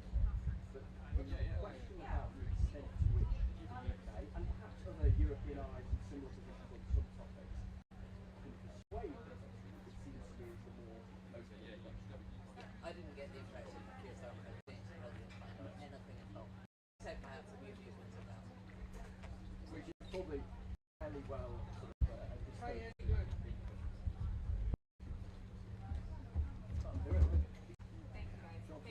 Cheers. No, not at all.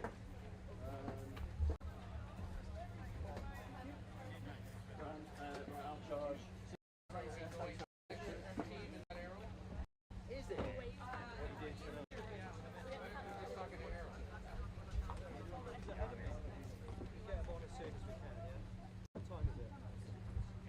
Let's try and get him on there. Try and get you on top of the hour. I don't know if they'll have cut that clip yet. They have the answer to your question, but they don't have. No, he didn't have a question. Bev's question. Who's best? No, not best question. I asked them to cut the son's. Small best. That was the best question. That's fine. The answer. That's what. They've only got the answer, not the actual. Yeah, no, I didn't want the question. It's small boat. Yes. Is it? Now, it is. They're going to interact with some of you. yeah, I asked them to cut something. Still being punished with more screen. Not yet. Have they got that clip then? The answer to the son's question. On what topic? What topic then? Yeah, that's good. That's we right. don't want the Right. question. Send in the So army. it's the one about. It's the first question. Thank you. So can I throw to that, please? Can I throw to that? Yeah, it's called military. Yeah. Already. Okay. That's fine. That's fine. Yeah, that's fine. Yeah, 30 seconds. Thank you. They can cut that for later. Yeah, it's on replay. It's parked and ready to go. The answer. So you can just do the precursor to it, yeah, Chris? What's the plan? Just do the precursor, because obviously it's popped up on the answer. Yeah. So just, Talk about it going just lead into it with the question, the President's asked, what would you do in our situation? Yeah? It's really helpful we did that because I've done my notes all over the place. Literally just the key things I've got to extract, the key lines. And they kept flashing up there. I think I'll be delighted with that. President Trump disagreed with Keir Starmer. Sure, lost quite a few reports. Yes, it's our pleasure to be told congratulations on the inauguration of energy policy. All good, mate. All good. Thank you.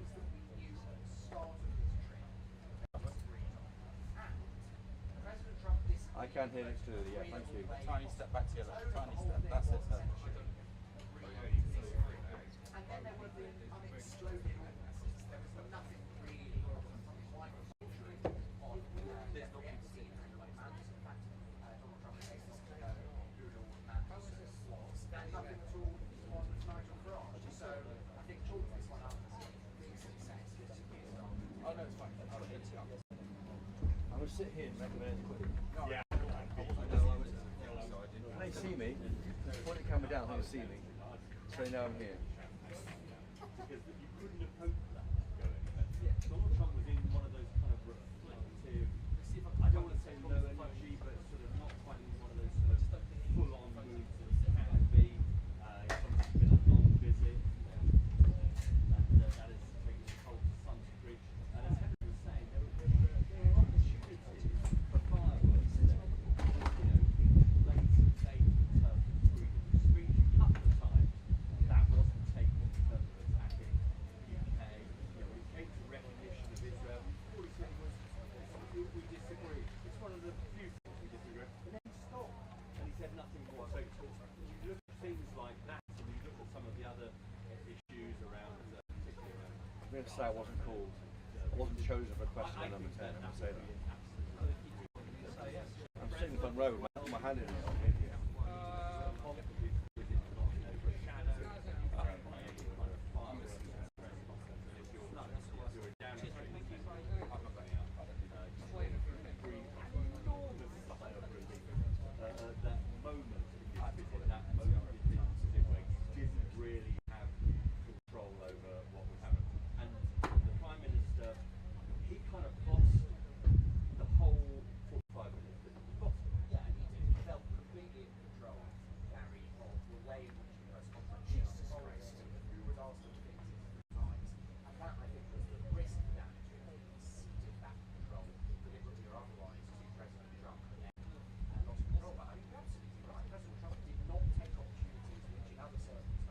Literally 6 feet from the President and Sir Keir Starmer, of course, our Prime Minister.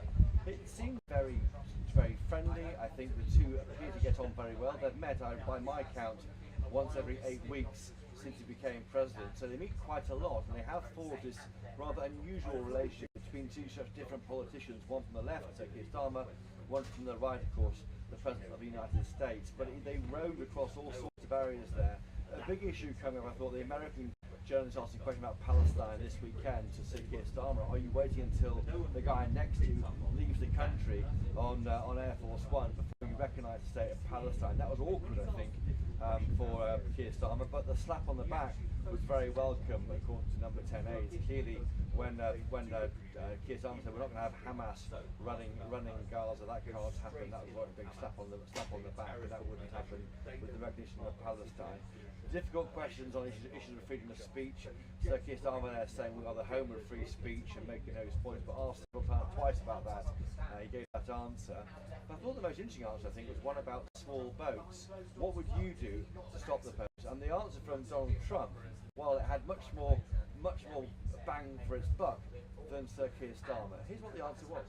Behind closed doors, they've established this war report, and I think actually probably talk the way in which Sir Keir Starmer manages to smooth over those points of difference and maintain the report.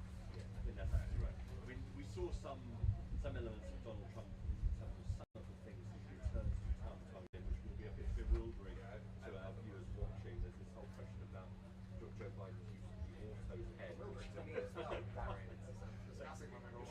But these things do come up and come up. There we have Donald Trump there saying, why can't you be called the military, and something which has been said often by reform UK politicians here. And also news there on Afghanistan. The UK is trying to get back the Bagram Air Base, which Joe Biden, when he was president, he surrendered that to the Taliban, didn't he? But the Bagram Air Base, of course, 1 hour, he said, from where China develops its nuclear weapons or have a nuclear facility at least in China. So clearly, America is thinking around the world on this strategic level. But yes, interesting. I think it was an informative press conference, one much more friendly, I think, when you see with France and America. I thought in many ways we're back to where we are with this country. Are we going to choose to be the US's best friend or towards the European Union? Again, it was somewhere in the middle.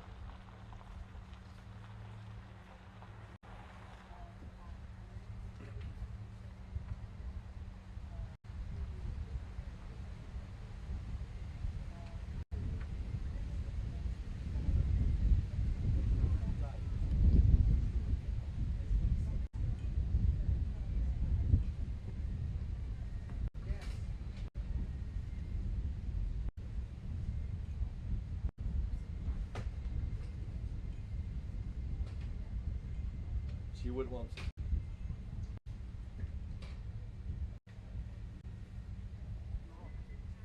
I think that's right. I think you heard that in his tone, didn't you? He was, I wouldn't say overwhelmed, but he was clearly subdued by what had happened. Elated perhaps, but also subdued. Exactly right. He did say there, drill baby drill, really is a disaster, a very expensive joke. He said you have these huge assets in the North Sea. He sort of implied, though, that the PM would start exploiting those assets. We haven't seen a sign of that. And of course, Ed Miliband, the Climate Change Secretary, would have been a lot against that. But yeah, there are divisions here. I think one of the few real divisions was over Palestine, and that's likely to be recognised by the UK government this weekend or early next week before the UN General Assembly me. But yes, it was a friendly conversation between two close allies. I had my hand in the air, Martin, with your best question. Sadly, I wasn't selected by number 10 Downing Street to ask a question today, but I'll keep my hand in the air all the time for GB News viewers.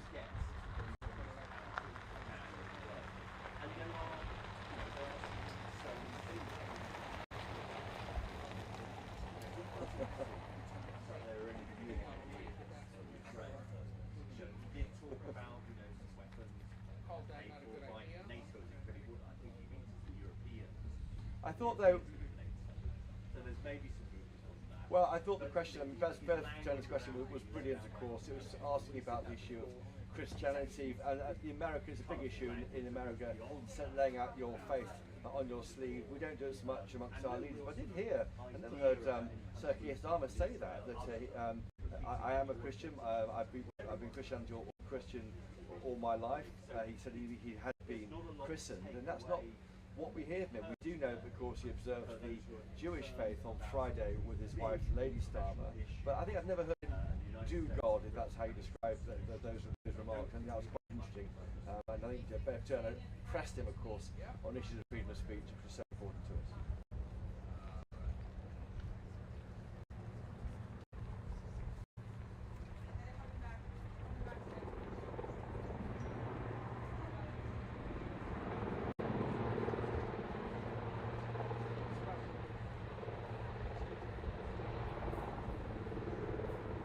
Great.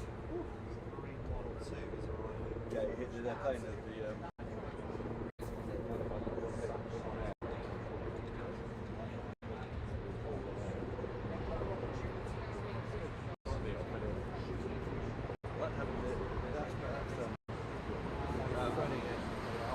I liked having the in my hand the